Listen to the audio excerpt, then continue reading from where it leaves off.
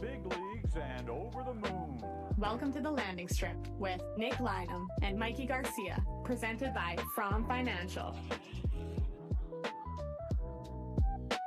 Welcome back to the Landing Strip, brought to you by From Financial, where we're going to continue this trend of talking about some of the rumors going around. And David Pagnotta sure sparked some Winnipeg Jets conversations with two rumors that I think are actually connected and definitely connected to a lot of the conversations we've been having. We'll dive into that probably right off the start of the show. We're seeing some playoff hockey. Vegas advances. And I keep hearing this quote on expected goals. Expected by whom, you ask? Well, the three teams that have advanced to the conference finals to date were the three best teams in the regular season in expected goals. So when someone asks, expected by whom? Your response is expected by winners, because clearly there's a correlation to dominating the quality of looks within a hockey game leading to success. We saw my favorite prospect, Viggo Bjork, as the number one C at the Worlds against Team Canada this morning. And I might go on a little gushing experience on what watching that was like and how, even with a trade-up, I might be taking him a lot earlier than people are thinking. We'll get into some prospect talk there. We also discovered in Winnipeg, out of 180 voters on social media, 96% of us would rather drown together in the Red River than listen to Jim Toth trade suggestions. So that was quite reassuring for the market on how good those things look. There was a big trade in the world of sport between the city of Boston and the city of Pittsburgh we might have to get into. Vegas gets a second round pick docked, and we're going to get into a lot more of your mock additions to the Jets summer. 6 or 7 more were sent in. We're going to try and get through all of them. If we don't today, we will continue this for one more episode next Tuesday. Whereas next Thursday, I would like to have a little bit of a outside of the box conversation going into the offseason, because I saw Liz Hood with WST and Chill Chit Chat was starting to look on Twitter at the movie Moneyball and thinking outside the box when you're a small market. And as I've mentioned at different times sporadically with this show, I've been trying to mock out what that could kind of look like in this market to solve the problem the Jets have. So we'll try and get through all of them today. If we don't, we'll do one more show like this Tuesday as we continue to move into the offseason here. Lots to talk about. Mikey, how are you doing, bud? I'm hopped up on cold meds and ready to get crazy with it. I'm excited to see some of the fantasy GM suggestions that we've had sent in. I'm excited to talk about some of the reports about sharks, both literally and figuratively, maybe on the radar for your Winnipeg Jets. So, yeah, I'm excited. And Zero Ghost 8 says, let's just continue with this type of format for 10 more episodes. It's been so fun. I will say, we've gotten a lot of good feedback of people enjoying the approach we've taken to these episodes. That's been great to hear. I'm glad you're enjoying it. I enjoy having these type of conversations. This is definitely where I find a lot of excitement talking about the offseason and the business of sport. So, hey, if we keep going, we keep going. It's been popular. But, Mikey, should we get right into the sharks circling the waters in Winnipeg to start this show off? I feel like that's the big conversation to have. Absolutely. So David Pagnotta had a couple rumors here today. Oh, not today, this week. 2 separate occasions when it came to the Winnipeg Jets. And I want to start off, before we get into those rumors, giving a little primer if you're not familiar with the Insider Game or David Pagnotta. I will say, David Pagnotta in this Insider Game is a lot more noise than substance. He's kind of in the Frank Saravelli tier of they throw a lot of shit out there and sometimes it hits. Want to keep that in our back of our mind here as we're talking about all this. But he is someone that has built a following. And my theory on Pagnotta is because he is so loose with his reporting, I genuinely think teams use him to get some leverage out there, create some conversations out there. And I thought it was important to kind of put that out there as a bit of a primer to have these discussions. Because when we start looking at who would be leaking these rumors, who's benefiting the most, where would they might come from, maybe we could come to some different conclusions. What did Dave Pagnotta have to say on the old social media? Or I guess it was on a podcast with DFO this week, actually, and then the aggregators on social media get it out there. And then people like us go and dive in. So which one of the two rumors should we start with, Mikey? Or are they actually connected when you think about it? I was gonna say it feels like they're connected, right? It's kind of what to summarize what was said. He talked about the Sharks, GM wise, in the figurative sense are circling, as in everybody's got eyes and ears. Heard Connor Hellebuyck's exit meetings. Everybody heard the frustration. He heard the emotion coming through in that moment. And, hockey people can look at the Winnipeg Jets situation and see that there's maybe an opportunity there. So what he said is that there's been a lot of chatter of teams wanting to call the Winnipeg Jets about the availability of Connor Hellebuyck. Now, he made sure to, let everybody know right off the hop that doesn't mean the Winnipeg Jets are shopping Connor Hellebuyck. That doesn't mean they're, even entertaining the idea of it. That's not what he was saying. But that's what he was trying to get across in that moment. By, again, very specifically trying, letting everybody know that I'm hearing other teams are really getting interested. Other teams are really starting to circle, and they see that opportunity to add Connor Hellebuyck. They talked about his deal. They talked about the cap hit and everything like that, and how going forward, that's going to be a huge boon. One of the things he said, of course, he mentioned the Florida Panthers. And what was interesting is when he mentioned the Florida Panthers, he said, they'd be looking at, maybe number 9 plus. Which really made my eyes go, oh, plus. That's so if that's the kind of vibe he's putting out there for us right now to help drum up the market, help raise that price on Connor Hellebuyck, I love it. I'd love to see a number 9 plus coming back in a deal for Hellebuyck. But it was real interesting to have that kickoff with him using that terminology, right? That the Sharks are circling right now. They can smell the blood in the water. Yes, and that was paired with a Sharks situation, literally, with the San Jose Sharks. We saw the Winnipeg Jets connected as one of the teams trying to trade up to number 2. We saw Calgary connected from David Pagnotta. We saw Vancouver connected by David Pagnotta. And we saw the New York Rangers. So teams at 3, 5, and 6. Those all make sense, right? And those are the teams outside the Rangers maybe that have some of the picks and prospects that can make that kind of jump in that top 5 range. Yep. Those are kind of the consensus teams you expect, right, in a rebuild. But the Winnipeg Jets being mentioned in that is very interesting to me because the one thing with Pagnotta, and I will say Colin does make a fair point on him saying, I'd say Pagnotta is a cut above Saravelli. He actually has LA connections. Yep. He is plugged in California. I will give him that credit, especially with the LA Kings. And what I found interesting about the idea of the Winnipeg Jets being connected to number 2 is I think it connects to this Connor Hellebuyck conversation and a lot more of the conversations we've been having in general, right? And what's interesting to me about the idea of the Winnipeg Jets jumping up, I do think Pagnotta, similar to us on this show, to be quite frank, is one of those guys that sees things that fit and make sense, and he kind of puts those out there at times, right?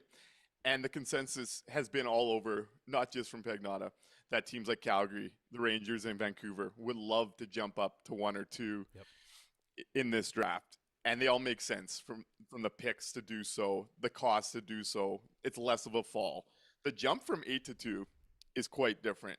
And as we've talked about, one of the biggest situations and reasons the Winnipeg Jets are in a pretty precarious situation right now is they don't really have the asset pool. They don't have the assets to get up from 8 to 2 without a core piece leaving that door.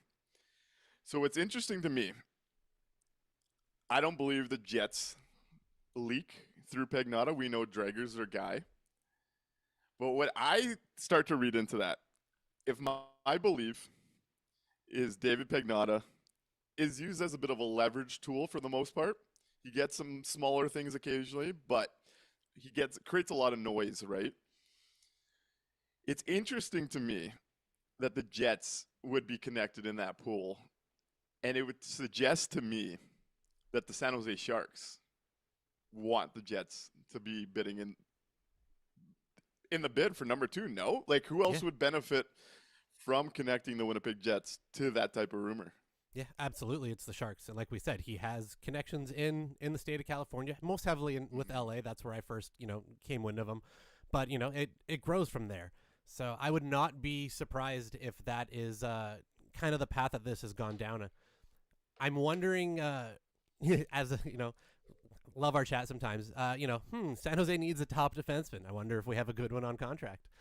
It's, you start looking at those things. You start looking at, are they interested in Connor Hellebuyck even? Was something that I hadn't really considered before this, because we, generally come to see that we think their goaltending is locked up okay going forward. But if the opportunity for a Connor Hellebuyck being on the market, that's a bona fide, Vezina Hart Trophy winner, you might want to jump that as opposed to what you have. So I don't think so. You never, probably not. But it's just something that came across my mind today as well. I've had a lot of people suggest the same, honestly, since that report came out. Biggest thing there, number 2, outside Michael Misa, as we've discussed in previous shows, is their biggest asset moving forward. Yep. And they have such a clear need with the defensive buildup. They used a late first on Ravensburg last year in net. Askarov, they went out and traded for as a young goalie to grow with that core. And I just don't think they would use their most valuable asset on goaltending, especially when we've talked about the idea goalies historically haven't cost as much via trade. And I thought Murat did a good article kind of expanding on that. I think, to me, it tells me that if that rumor has any bit of smoke to it, that tells me San Jose sees an opportunity with the Winnipeg Jets to address their biggest need. Yep. And it makes me wonder about the big one we've been talking about, because I want to pair that with the Connor Hellebuyck stuff. We've talked about it. At the end of the day, it's going to be Connor Hellebuyck that is the first domino that sets off any type of reaction like that. And what I find interesting about the Pagnotta reports is we're what, 4 or 5 weeks since the Jets have been eliminated? Yep. And very early and very quickly leaving the exit meetings, there was rumors from Pagnotta and Darren Dreger both.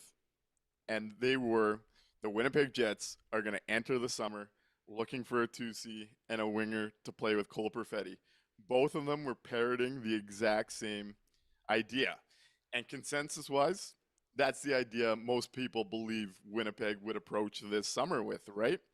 What is interesting to me, what happened over the last week, now 4 weeks out from those type of reports, to all of a sudden have David Pagnotta go from, hey, the Jets are looking at get a 2C and a winger to play with Cole Perfetti, to I'm talking to a lot of teams who are he said a few. In that quote, he does say there is a few teams that have reached out to me and believe it is viable and Winnipeg would listen on pitches with Hellebuyck. He stressed Winnipeg's not actively shopping him. He stressed he thinks it's more likely next summer when the no movement clause comes out and the Jets expected to have another down year would change everything. Of course, it makes a lot more general sense from how the Jets view themselves to do this next summer. But if we would have heard a rumor 3 months ago, before the Hellebuyck press conference, that even remotely suggested that teams believe there's a pathway to getting a Connor Hellebuyck this summer, what would we have thought? We would have thought it was crazy, right? Absolutely. we would have thought there's no way in hell that the Jets will even consider going down that lane. So as much as he emphasized it's less likely this summer and more likely next summer, the fact that he's had teams, and again, it could be teams trying to create this opportunity, but the fact that he's had teams, a few teams at that, not just like one source, he put it out there, and he seemed pretty giddy while he was talking about it from a body language perspective, watching the clip, that he felt he was maybe early on something, because he's the first one to actually put it out there like this, right? Yeah. We've kind of been saying the big one to watch is going to be Friedman. It's always going to be Elliot Friedman. That is the guy who susses out his rumors. He waits till he has a more sure thing. But David Pagnotta clearly heard somewhere down the line in the smaller community within the NHL that there's belief that teams think that there's pathways they could convince the Jets and Connor Hellebuyck to make a move this summer. And that's a pretty dramatic shift, even if it's a light rumor at this moment in time coming from one of the lesser insiders. So when you started to put all this together, what was your first thoughts? Where do you think this ultimately goes? Like this is a bit of a step in the process that we've been talking about being patient with. Where do you think here? I think there's the two big steps that kind of have to come from all of it is Hellebuyck has to make the kind of official request, right, to Kevin Cheveldayoff to open that process, or somebody has to come to Chevy with a deal that is so good that he has to kind of say to, go to Hellebuyck and talk to him about it. The fact that his kind of, at least what I saw as, admonishing the management group at the exit meetings, it feels like has to be something big to rectify that. Whether you think that's going to be, they're going to go out and get him the big name to compete, which again, we've talked a million times over on, there's just no way to do that without moving pieces off the core, or you move him to a better spot where he wants to be because he still has a full, control of his movement that way. So until we get one of those two things, happening, that's where we're just stuck waiting. And this feels like the first step towards that, right? If teams are trying to make that opportunity for themselves, if they're trying to leverage, the conversation online, putting it out into the media, get people talking about it, that means they do have that legitimate interest. They do smell that blood in the water.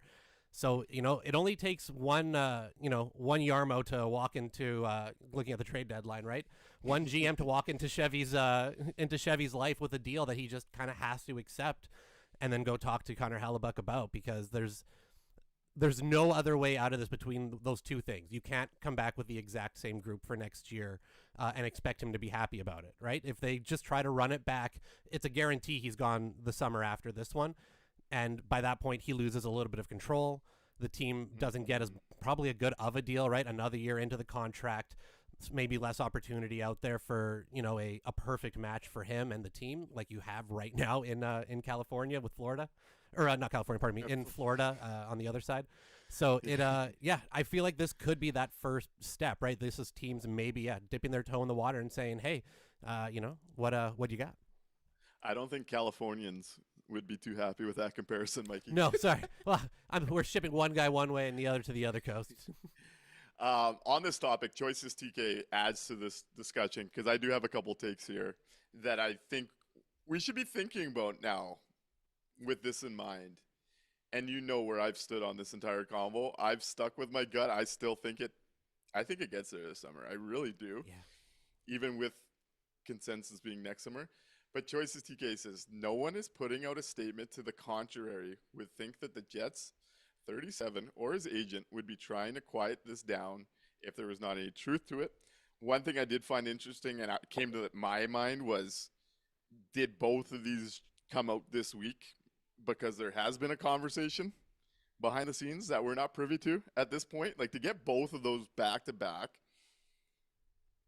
is quite a lot when you think of the ramifications of it.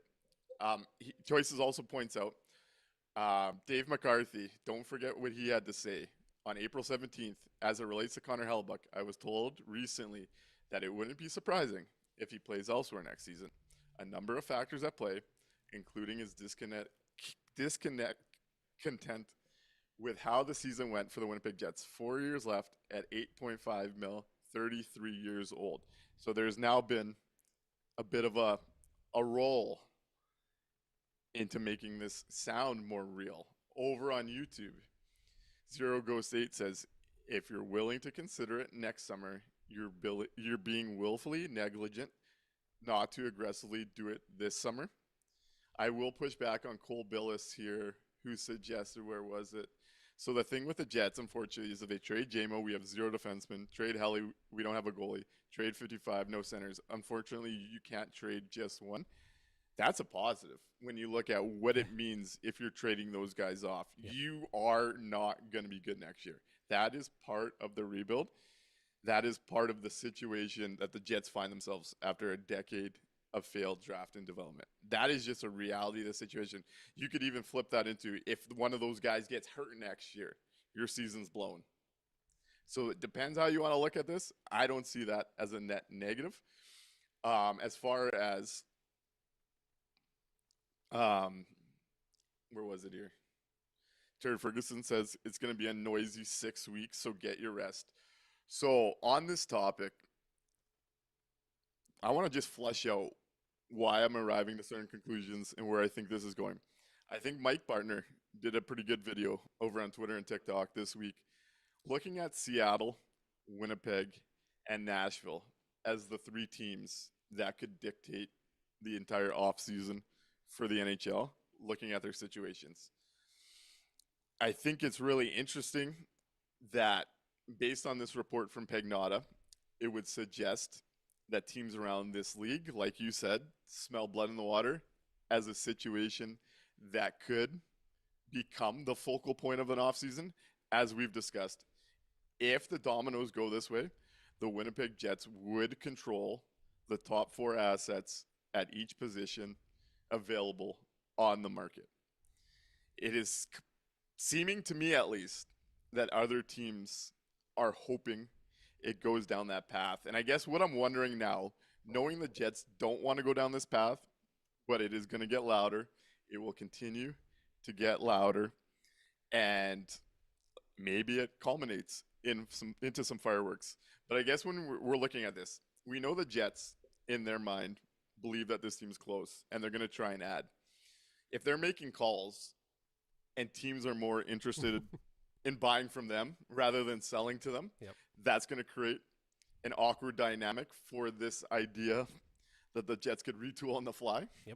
If they're kind of seen as the spot for teams to go get value from and go get impact players, that's going to complicate the Jets' conversations trying to avoid that. But also, we've talked about their assets and how it's going to be extremely hard. Again, I was supposed to do a retool. I gave up. I know you got one to pitch. It's an impossible task, man. It's frustrating. But let's look at it this way. We're about 40 days from the draft. Let's say all this homework's coming out. And Friedman on his podcast today is talking about Chicago seriously wants to move number 4. Seattle seriously wants to move number 7. Florida seriously wants to move number 9. And then there's clearly the Sharks are at least listening on 2 and trying to figure out what they want to do. There's some real big pieces on the move or potentially on the move. And I believe it's because this draft class is weaker than, say, next year's. Teams are, instead of going to wait for a guy, they're ready to act now. I guess what I'm wondering here over the next 42, 43 days, whatever it is at this point in time, if the Winnipeg Jets are calling around and making calls and they're kind of getting roadblocked on their goals, and other teams are getting aggressive and trying to really pitch the Jets on changing their direction, at some point, does this come to blows a little bit where internally they have to sit down and say, hey, because I think with how well Minnie did on the Quinn Hughes thing, I think there's going to be teams that are willing to meet the price that Chevy asks. Minnie, it looks like Quinn Hughes is going to sign there. They took the risk. A lot of this league had gone the way of the baseball where the top end prospects and the years of control and the cheap years of control became more valuable than adding to your team. I have a theory between the economy changing with the cap, but also the success that the Wild have had and they finally got over the hump of the first round. It looks like they're going to get the best defenseman in the league to commit to them for a few more years. I think that will change the dynamic because no one saw Hughes going to mini, and now he's probably staying there. I do think you'll have teams willing to pay up whatever that hypothetical asking price becomes. And what do the Jets do when faced with both those factors where they're roadblocked on this retool? They know they're staring down this in 12 months, and they're getting pitched legitimate offers. I do wonder if this does come to blows, and because of the situation, because of how other teams are viewing them, because what we've talked about on them not really being able to get there, if they do get a team to bite on their asking price, and it leads to the next dominoes from there. It very well could. I still have the feeling that it's going to take Connor Hellebuyck forcing the hand first. For sure. You know, I think that's where it's going to have to originate. And then we're going to, at that point, it's all going to be about what they bring in, right? What teams are going to start lining up with. And like you said, the Quinn Hughes thing is really going to kind of shift the dynamic a little bit, where there hopefully is going to be an appetite for, going to that bigger deal. Now, we know that goalies historically don't get the big trade returns. That's, kind of the reality that we've lived in for the last 15-ish years in the NHL. But in the last 15 years, has a goalie like Connor Hellebuyck been available? No. That's, especially at the cap hit that he's at, with the cap going up, it's going to be such a smaller percentage of the cap than when it was signed. It's really shaping up, especially this year, to capitalize on that. But yeah, it's the way Hellebuyck does business, or Hellebuyck, pardon me, the way Cheveldayoff does business is it's going to take activity from outside of him. It's going to take Hellebuyck going to him and demanding it, and it's going to take another GM coming to him with a deal that he would be absolutely stupid to pass up, and that if it leaked out, he'd be, chased from Canada Life Center, with pitchforks and things. So it's it's going to take all those things lining up, which does kind of make me worry a little bit. Right, especially if the Jets are going to dig their heels in if they start getting stonewalled.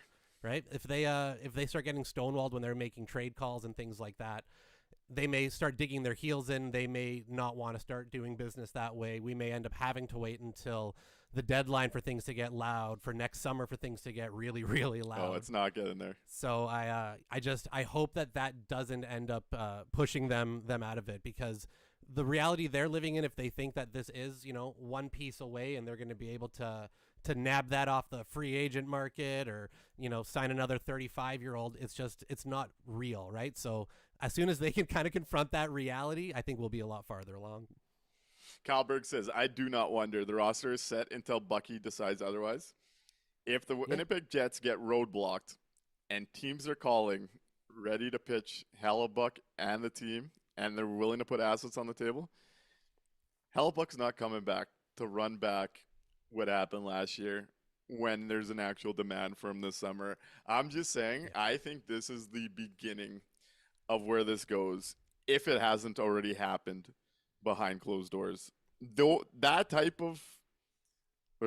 of rumors getting floated out there by other teams, they're clearly intending to take runs at some of the Jets guys, but I don't think that's just popping up out of nowhere 4 weeks after the same individual was reporting that they were looking for second line help, and that was the entire goal this summer.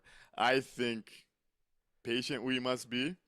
I think if you start reading the tea leaves, and again, I'm 10 toes down on this. I'm not backing down until game one next year. Yeah. I just think when you start piecing this all together, I think it's coming. This stuff just doesn't come out of nowhere. Yep. There's things in motion. There's things that have been said that we don't know yet that are clearly coming into play here. Yeah, it has to be, right? It would just, the way it's gone, the opportunities that are out there, the teams that need the help, it's a perfect storm right now. And you'd be crazy just to kind of tip your nose up at it and go, no, we're not doing it. You need an entire second line at minimum. Essentially, it's not just one player, maybe two. You need a whole second line pretty much. It's crazy to think that this is, one piece away. Definitely interesting things to consider, things to keep in mind to continue seeing where this develops I think, and again, you know where I stand. I want it to happen this summer. I'm looking for reasons to believe that it will. But when you take a logical step back, those two things are fairly connected. Those two things don't just come out of nowhere. And it is not the consensus opinion yet. I know people tuning into this or believe in what I have to say and what you have to say, Mikey, and have similar thoughts themselves. Believe it, but we still are in the minority. It is a little bit out there. If the canary in the coal mine is David Pagnotta is being used and leveraged by other teams to create interest in Hellebuyck, man, something's going on. Yeah, I mean, the consensus, at the deadline from I think a lot of people was, we should keep Logan Stanley, and the Jets still made that deal when they were offered something they couldn't pass up. So I'm hoping we get to that point here too. Do you remember the Brian Windhorst meme on ESPN when the Utah Jazz decided to blow up their roster out of nowhere? Yep. That's what I'm feeling right now. Is I'm doing the what's going on in Winnipeg? Yep. What is going on behind the scenes in Winnipeg for that type of stuff? To have a few teams at least feel like the door might be open a little bit. That's a new level of rumor around this. It's different to say there's teams that would be interested, and he mentioned Florida, and he mentioned how Bob's trying to get a Brad Marchand contract where he'll take less AAV if they give him long-term. He's 38 years old. I don't think Bill Zito is going to get sucked into that, especially if this door is a little bit open. I'm just saying, something's going on here. Something's going on here. We don't know it yet. We'll wait for some Friedman further details. But this type of stuff doesn't just go out there, especially against the consensus thought.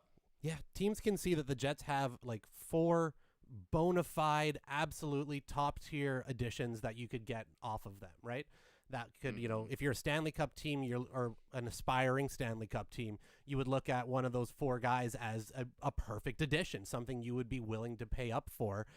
And really not much else after that, right? They've got, Salamonson, who they're real excited about, but we know that the cupboards are pretty bare beyond that. It's the time, right? Now you restock the cupboards. Now you cash in on those 4 big pieces, especially in a weak market.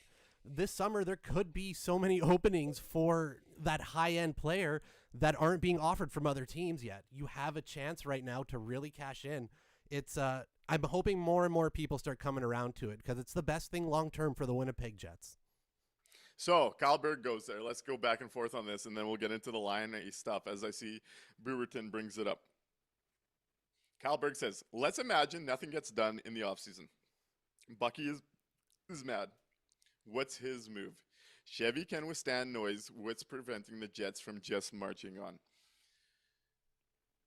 So I agree, but I don't agree on the idea that the Jets would handle the noise well. Patrick Laine got out of here pretty quickly. They held him into the season, but the first chance they could, that move was done. I also do think Connor Hellebuyck is in rarefied air around the NHL. The combos we've heard around Connor McDavid, like if Connor McDavid requested a trade or Austin Matthews requested a trade this year, we all expect it to happen because those teams are going to want to get out and get as much value before he leaves anyways. The Jets are officially on that clock. The other side of it, as Turd Ferguson says, True North Sports and Entertainment do not want all the smoke all year of Helly being unhappy going into every media pregame and postgame. And the one thing the Jets definitely don't want to look, because a Connor Hellebuyck compared to, say, an Evander Kane or Patrick Laine will have a lot more coverage consistently. We're talking about a Hall of Fame goalie that has given this franchise everything and is telling them it is time. That will be a shitstorm over and over and over. I don't buy the idea that they can just truck on. It becomes Quinn Hughes and the season gets derailed next year before it's even started. I don't think that they're that naive to that reality. Yeah. They also, I think, would take a bit of insult pride-wise, because as Chevy mentioned after the deadline, for him to be willing to move a no-move clause out of his system, they have to come and have that conversation and ask for it. I think there would be a bit of a bruised ego there as well at play. Yeah, 100%. They don't want to go through that. They don't want the national media attention, right? It's one thing to have, a local story in the paper. It's one thing to have, the fan base kind of talking about things. But they still put a lot of stock into, the old media. Well, what are they saying on Hockey Night in Canada? What are they saying on TSN? And they don't want those negative stories on those platforms. They just don't, right? So, yeah, I don't think they're gonna hopefully let it get to the point of Hellebuyck, playing in protest or saying things to the media. I don't think they want to get to that point because they don't have the appetite for that. I just like you said, it's gonna take them coming to him. Shovelday's already told us that's how he operates, and whether you think maybe he's done it already, and this is part of that process, or it's still going to take some time. I think it comes down to him, ultimately. And one last one, and then we'll get into Laine. Choices TK says, TNSE also doesn't want Friedman and all the insiders constantly looking for information and into their business for an extended period. Things get messy in those type of situations, and it goes from just a trade clause to all sorts of internal stuff getting spilled. Look at Vancouver, post-Quinn Hughes, and what's kind of come out since then. Andy R also says there are a lot of AHL goalies who could step in and play big minutes for the Jets. One of them that we've talked about a lot, Sebastian Casa. Frank Saravelli is reporting he will be finding a new home this summer. I'm telling you, everything we've been talking about and dreaming about, the pieces are they're lining up right now, Mikey. That's the guy I had on my rebuild last week. So see, maybe I know one or two things. So, speaking of good PR, though, I think in this situation, Booberton says maybe the Jets look to add Laine back in the fold. There's been some loose talk about that as well. And I know Ken Taryn, who listens over on Facebook, had reached out. That's been a bit of a conversation piece. I saw Mike McIntyre put out an article discussing it. I believe it was talked about on WST this afternoon. So there's been a bit of a conversation within the market about buying low on Patty Laine, as he will be a UFA leaving Montreal. Hasn't really played this year since that core surgery. Been a black ace for them. He, if I'm not mistaken, he got hurt on his way back from that original surgery. Yep. What do you think of the PR idea and the hockey idea of signing Patty Laine to a 1-year prove-it deal in the Jets offseason makeover? Look, I'm always for a really good return. As a wrestling fan, you love a good return, right? You love seeing Edge come back at the Royal Rumble. Those things, gets you really pumped up. So, it'd be great. You hit Patrick Laine's music, he skates out there and smokes somebody with a chair. I think it would be fun, sure. The only thing is, I don't think Laine is going to want to do it. His best buddy's no longer here. He's got no options, brother. I mean, he could always go back to Europe. He's going to play in the NHL before playing in Europe. Let's but be honest. I don't know. Yeah, I don't know if he's going to really be excited about a return to Winnipeg. No Nick Ehlers. Didn't have the best time when he left. From a hockey standpoint, as long as it's a very inexpensive contract, absolutely you can put him out there for power play opportunities. You can have him. The Jets aren't going to be very good next year anyway, so it doesn't really matter if he's missing games due to injury. If anybody knows, I love Patrick Laine. It was so much fun for that first run while he was here.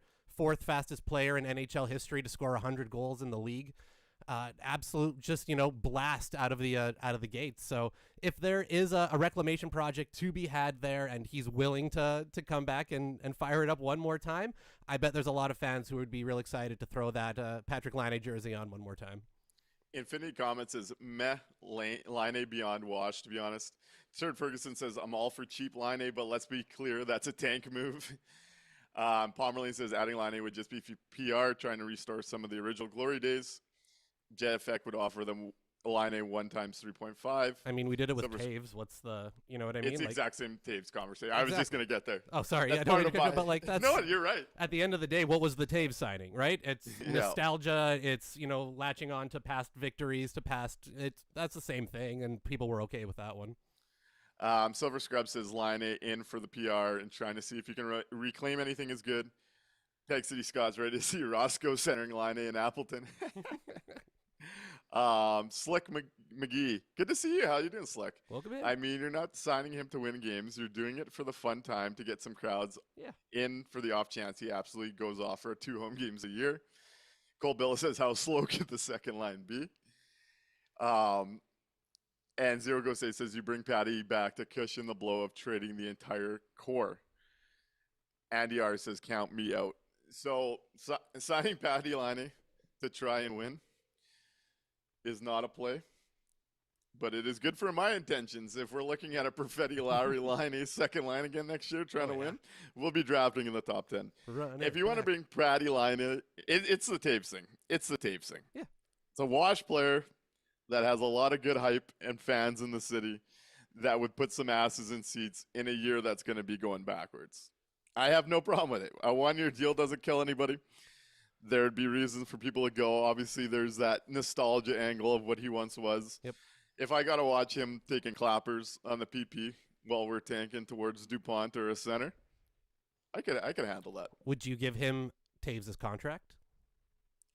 Same deal? Sure, why not? It's with wasted money with the anyways. played off, with the games played bonus and everything? Sure. Right? There you go. The money next year does not matter. Yep. If he's your big signing, Yeah. guess what? Get ready to draft in the top 10.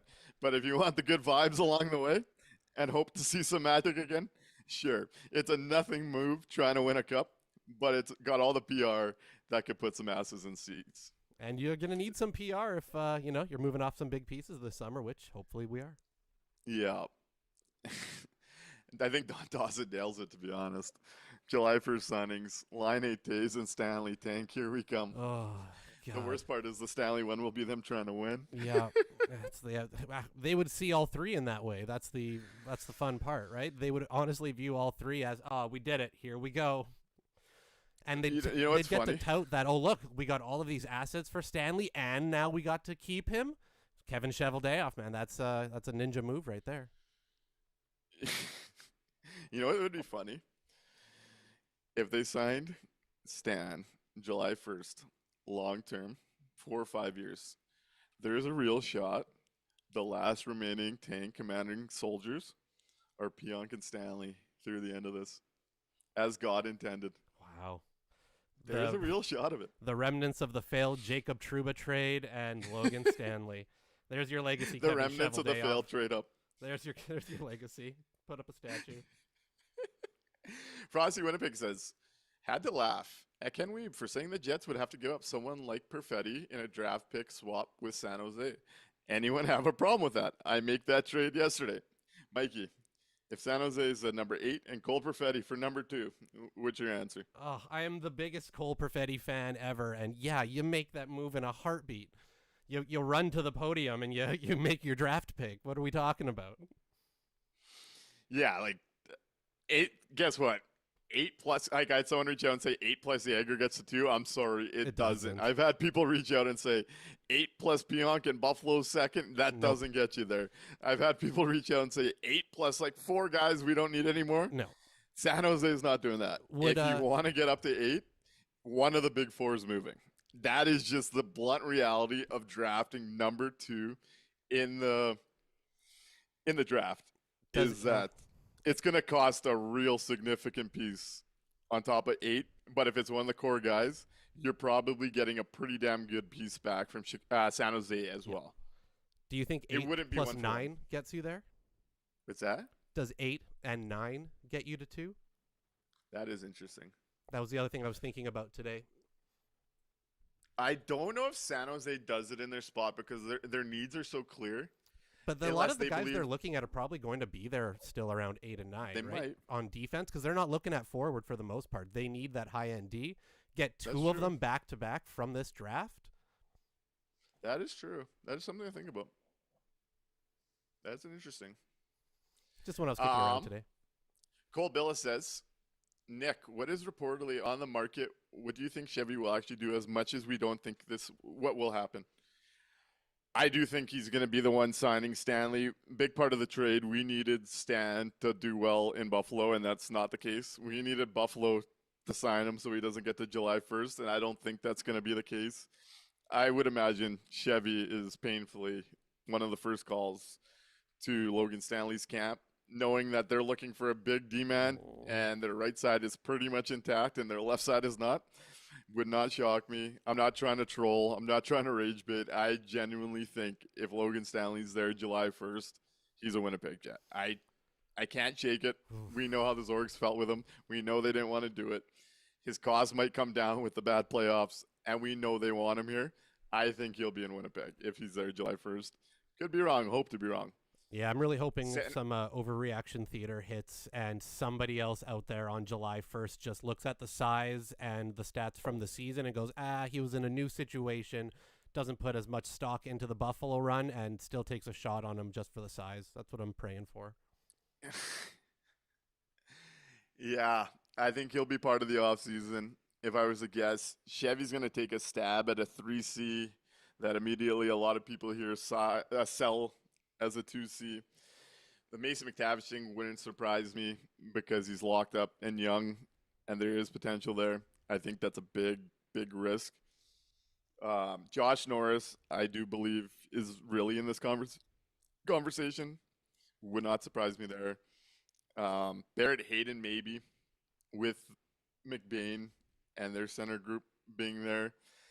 I think that's kind of what you're looking at as far as what they could reasonably do. Is it would be a 3C that they hope is good enough. And again, it won't be good enough because Nick Ehlers isn't here anymore. Yep. And it'll be like a Logan Stanley. I think that is kind of where it's going to be. It's going to be signing Stan, and it's going to be trading for a reclamation project at C that likely isn't good enough. If I'm projecting what I think the Jets will actually do. Yep. Speaking of the Jets and what they might actually do, let's talk about Viggo Bjork quickly. I've made it no secret. As I've dove into prospects, I have fallen in love with this kid. 5'9.5", 5'10.5". I don't care what he is at this point, especially leaving today. Got to watch this morning Team Canada versus Team Sweden. And Viggo Bjork is playing with Eklund and Raymond on the top line in Sweden.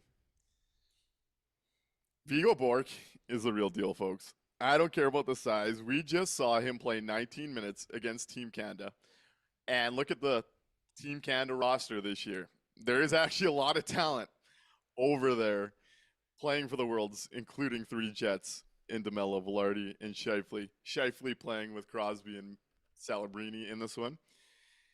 And I was really curious to see where Viggo would fit against real NHL competition. And I think it's quite telling. A lot of people lean on the lack of size. I think the amount of trust and ability and opportunity he's got, despite the size, speaks louder. We're talking about a 17-year-old kid that in Sweden's top league was playing 1C 20-plus minutes a night. By the analytics in that Swedish Elite League, at 17 years old, one of the best pro leagues in the world, he was average across the board as far as the league talent level, and he was an above average play driver. That's not nothing to sneeze at 17. And then you watch him against Team Canada today. He's taken most of his draws against Ryan O'Reilly, one of the better face-off men in the NHL. He leaves the game winning 9, losing 8. Came out over 50%. One of those draw wins leads to a Sweden goal. And then if you watch him, he is so physically engaged. His skating checked off better than I expected against the NHL skaters. I would put him at about average right now, and then you get him into an NHL program, there's going to be growth in that department. We know that's an area NHL teams really focus with in internal development, right? Yep. You get him into a program, I think that average skating ticks up. But what impresses me the most about Viggo Bjork, and it is interesting because he says he models his game after Sidney Crosby. And I want to be very clear. I am not saying he is the next Sidney Crosby. But I think the most impressive thing watching his game against Canada today and some of the games I've gotten to see, and we're talking like 5 games plus YouTube clips and stuff. It's not like I've scouted this guy 20 games or anything. But one of the most impressive things watching him as a hockey player is how elite he processes the game. he has the Sidney Crosby brain where even if he's an average or slightly above average skater, he's that player that is able to get to the spot before the play is there, which is so damn impressive at that age. He did show me signs of that. You watch him work down low in battles and get physically engaged and then create off of them. You see a little bit of that modeling. I'm going to say it. If the Jets traded up to 2 or 3, I might do it that high. I think he's the best center in this draft. I think he plays in a team's bottom 6 next year and on the PP, kind of like the Michael Misa program or the Zach Benson program at 18. Yep. The amount of trust with the details in his game and how he processes the pro level already at 17, he's this rare undersized center that every coach falls in love with and leans on. That is rare, man. We typically at draft time, we're talking about the undersized guys falling, right? And typically they end up in the middle 6 or whatnot. Everywhere this kid's gone, every coach he's had, whether in junior or professional hockey, has looked at him and said, that is my guy. We're going to run this through Viggo Bjork at 17 years old. I think he's going to be the best center in this draft. And I'm at the point, if he gets to 8, it's a no-brainer. But if the Jets could trade up, I wouldn't even wait anymore. He's a top 4, top 3 pick. He's going to be the best center in this draft. And he might play next year. Yeah, the scary thing is it's trending where he might not be available at 8. You might not be able to get him there. There's only one of the scouting ranks right now that has him outside of the top 10. Everybody's got him essentially 9 or higher, and the amount of boards that have moved him up into the top 5 is crazy. Like he's jumping quite a bit right now. So yeah, you might not have the opportunity to get him at 8. You may need to start moving up to a 3, a 4 in that range if you want to come away with them. I'm also worried though that the Winnipeg Jets are so hung up on size being a massive part of their scouting process. It's weighted a lot heavier than I think we would like it to be. So I'm a little bit worried that he is still in their mid range on their board, and that even if he is available at 8, that they would end up passing on him just because they like their size, and they end up moving a lot of these small guys to wing anyways. It's tough. Choices says Viggo is a pest, Nick's kind of player. I fucking love a pest, man. But Kyleberg says, can he play wing? Ideally not. Like if you're taking him, you want him to be a center. Yep. You want him to be an NHL center. And I'll counter you, Mikey. The last time they were in the top 10, who was their draft pick? Where were we last? Top 10. Perfetti? It was Cole Perfetti. Yeah. And he was the undersized player compared to Anton Lundell. And then and he got say bumped this. to wing instantly. Yeah, I remember. I'll say this, though. I think this is where things are different, though. Cole Perfetti's knock was he was a below-average skater at the NHL level, and he's been working to try and get to average. Viggo is a better skater at this point than Cole Perfetti was, and I think that makes a difference. Very true. He's also a more physically embracing player than Cole Perfetti was.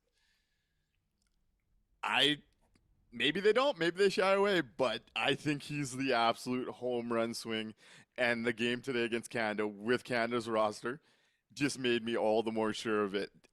To play like that against the guys he was, oh, man. 19 minutes he was trusted. Number 1 center for Sweden. It's incredible. Yep, absolutely. 17 years old. Only one wearing a cage out there. Yeah. Nuts. Jet Effect says, Viggo is tenacious and a better skater than 91. Yep. Hard to disagree there. Completely. Hard to disagree there. And Frosty does say Perfetti's skating has way improved, and that's 100% a fact as well. Yep. And that's where I think if Bjork's looking like an average skater against a Canada team that was a bit slower moving than some of the guys that could be out there, like Dylan Holloway's one of the burners, but Scheifele doesn't play a pace game. Crosby doesn't play a pace game. Velarde doesn't play a pace game. Ryan O'Reilly doesn't. No. It isn't the most electrifying guys out there, but Viggo was keeping up. And if we expect that development to continue and skating to work on, I think he'll be more than fine in that area. I'm actually concerned with how excited I've gone about this kid now that I don't know if he's going to fall that far. Yeah, that's the big worry right now is he going to be available at 8, and are the Jets going to be willing to take a chance on the smaller size? So we're going to get into Was there anything else we wanted to touch on around the league? Oh, Vegas. What did you think of Vegas losing a second-round pick for not talking to the media last night to protest the league for suspending Brady McNabb? You gotta love Torts. It's absolutely classic John Tortorella. It's I'm surprised the league went as far to actually enforce that. They must not be too happy with the way that Torts is pushing it there. So yeah, it's their prerogative. It's part of the rules. You got to do it, and I'm not surprised whatsoever. When you hire John Tortorella, this is the type of thing that you're hiring. He's either going to go out in front of the media and threaten to fight one of the one of the reporters, or he's going to slam the door in their face. The players probably loved it, to be honest. They were probably thrilled they didn't have to go talk to the media afterwards after everything going on. So yeah, it's classic Torts. Last thing on Viggo, Choices pointed out, Cam Robinson has Viggo in his top 6 and first tier of prospects in this draft. Yep. Saw he got up to 4 on his board today. Yeah. On Vegas, I don't think this was just a Torts decision, to be honest. I think this was an entire organizational decision. It's become clear they wanted to send a message to the league over the Brady McNabb suspension. Yep. It also came out that the league has warned Vegas multiple times about how they handle the media and what they've been doing with the media. At the end of the day, media is a big part of their job. Having people there covering the sport, filming the sport, makes this whole thing work. It is in the CBA that you have these duties after a game. All I have to say, play stupid games, win stupid prizes. Couldn't happen to a better team. Sounds good to me. But I thought Vegas was the league's favorite, and they get all of the benefits, right? Isn't that what I heard? Should have made it a first. Should have 100K for Torts, dude. Did he even make 100K in Vegas this year? Coaching 5 games. Prorated. So we're going to get into some of which you guys sent in to discuss. But there was a big trade around the world today that we're going to discuss. Between Boston and Pittsburgh, did you see the big trade between the Pittsburgh Zoo and the Boston Zoo, Mikey? How could I not? It was it's the talk of the town. Talk of the town. Boston received Frankie, 7-year-old male. Pittsburgh receives Little Joe, 33-year-old male. I got to ask you, heading into the offseason, who won this one? What side of this deal does Mikey like between the two zoos? Well, it's the Boston side for sure. You're getting the young, you're getting the virile, he's got a long career ahead of him. He's going to be, plowing his way through that zoo for, the next couple decades. So it's got to be Boston. Let's go. Listen, Skip. Listen, Mikey, Skip Bayless. It's got to be Pittsburgh. What are we talking about here? Little Joe has the reputation. Pittsburgh was this close last year, lost to 7 to Philly, and they're bringing in a known quantity like Little Joe. He's not quite done yet. They're going to have to win soon, but I know Frankie. You're looking at the long game, right? Boston's kicking off the rebuild. I get what you're saying here, but Pittsburgh's getting the ticket seller. Little Joe has been showtime in this league for years, and I will not let you slander Little Joe's contributions to this. Look. Do you want to be good once, or do you want to be good again and again and again and again? Boston knows what they're doing. They're building for the future. This is a long-term game. If the Winnipeg Zoo had any mind, they would be looking at Boston as that's the blueprint. That's how you build it. That's how you stay competitive year in and year out. You got to go with little Frankie. This is where I disagree, man. At the end of the day, you have a shot to win the Golden Banana. You got to get there. Like Frankie, I get it. Number 8 rated prospect. He's in the Tarzan Academy for a reason. He checks all the boxes, but he's 7 years old. Little Joe's here, ready to sell tickets, ready to get you over. Who knows? Frankie still might get Harambe. You got to go with a proven commodity here. Whoa. Now we're getting into it, okay? Little Frankie knows how to win because he's been watching, he's been learning, he's ready to make that jump, he's ready to step in. And like I said, you need to do this year in and year out. Who cares if you win the whole thing? As long as you're there, as long as you're participating every year, that's where the real money is. And Boston knows this. It's all about that. It's all about banners at the end of the day, baby. And if little Joe puts Pittsburgh over, that's all we're going to be talking about. But let's get back to the real conversations. Had to do it. That was just too good to see. Bleacher Report. Put that out there. And the yes, replies choices. are This so is funny. the Donkey Kong hour. Let's move in to really talk about a team that should be moving off of 33-year-olds. Let's get into your mock deals. As Turd Ferguson says it, Frankie hasn't proven a thing, buddy. Impressive resume for a prospect. Hasn't proven a thing. Not yet.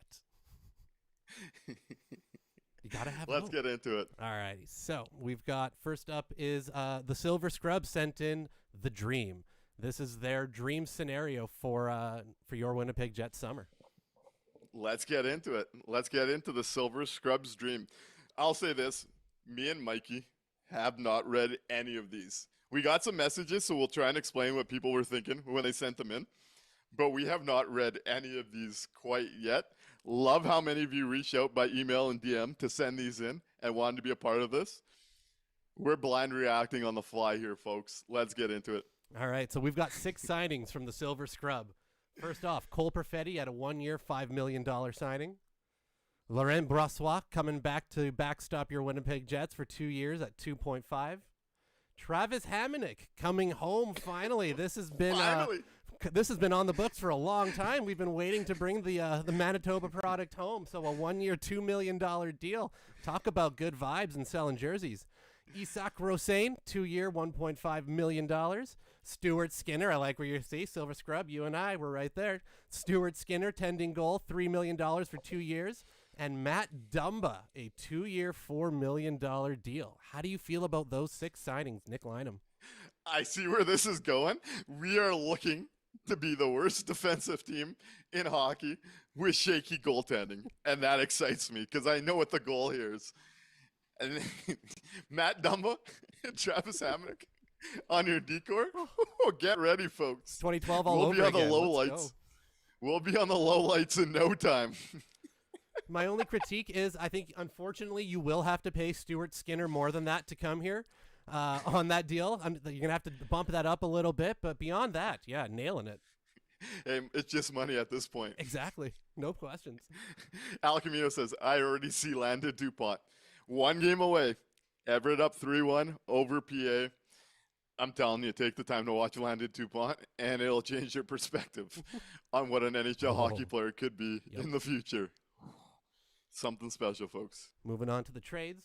First off, your Winnipeg Jets are sending Connor Hellebuyck to the Florida Panthers for this year's number 9 overall and a 2026 second. Then to the San Jose Sharks, we are sending Josh Morrissey and a 6th for Michael Misa and a 1st. The Oilers first, though, so it's their later one. Then you've got to Detroit, Neil Pionk and Kyle Connor heading out to the Motor City. In return, we're getting Sebastian Casa, Michael Rasmussen, and a 1st in 2027 and a 2026 3rd. I like that 2027 1st. I think Detroit's going to stink. That's a good call. And finally, to the Tampa Bay Lightning, Morgan Barron for a 26 second, 27 second, and a 26 5th. Okay. So big So pieces. Let's walk through this one trade at a time. We'll look at the final product. But let's go through this one at a time here. So first you've got Hellebuyck going for the 9th overall and a 2026 second. See, the best part of Silver Scrub and this being his dream and wanting to tank, I actually do think the Jets get more assets. I think Samoskevich or Lundell is coming to Winnipeg attached to number 9 and potentially a future second in any deal. So we've talked about this one a few times over the last few shows. I think it's a good start. I think the Jets do end up getting a roster player that ends up being a secondary core level player for what would be the rebuild. But everyone's eyeing Florida, obviously. I think that's a start to where that goes. Yep, absolutely. I agree. I think there's probably going to be more coming back, hopefully. So moving on to San Jose Sharks.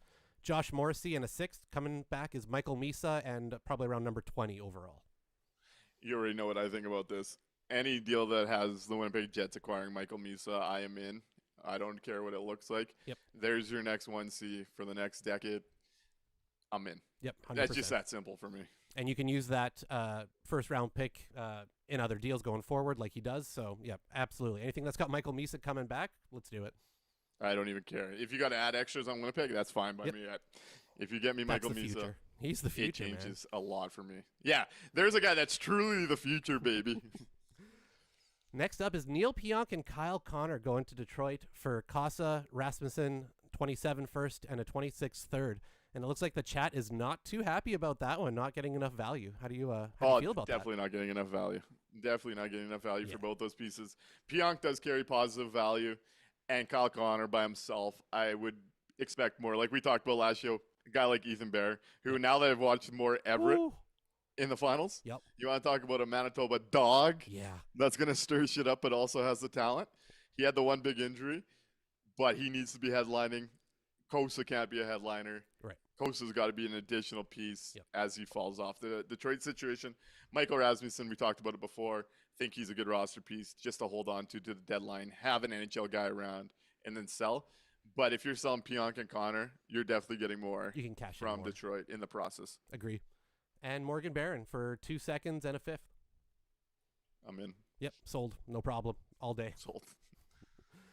So they've got the roster looking like this. We've got Cole Perfetti up with Mark Scheifele and Gabe Vilardi. You've got Sure. Nino Niederreiter, Michael Misa, and Brad Lambert.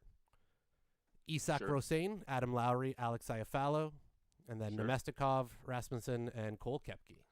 Show me that decor. I need to see what that decor looks like with those signings. Dylan Sandberg and Dylan DeMello are your top pairing. Matt Yep. Dumba and Salamonson are your second pair. Oh, beautiful. And former first-round picks Hayden Fleury and Travis Hamonic are your third pairing. Woo! I like giving Salo the Jacob Trouba Oh, treatment. God. Remember when he had to carry Mark Stewart's lifeless corpse around the ice?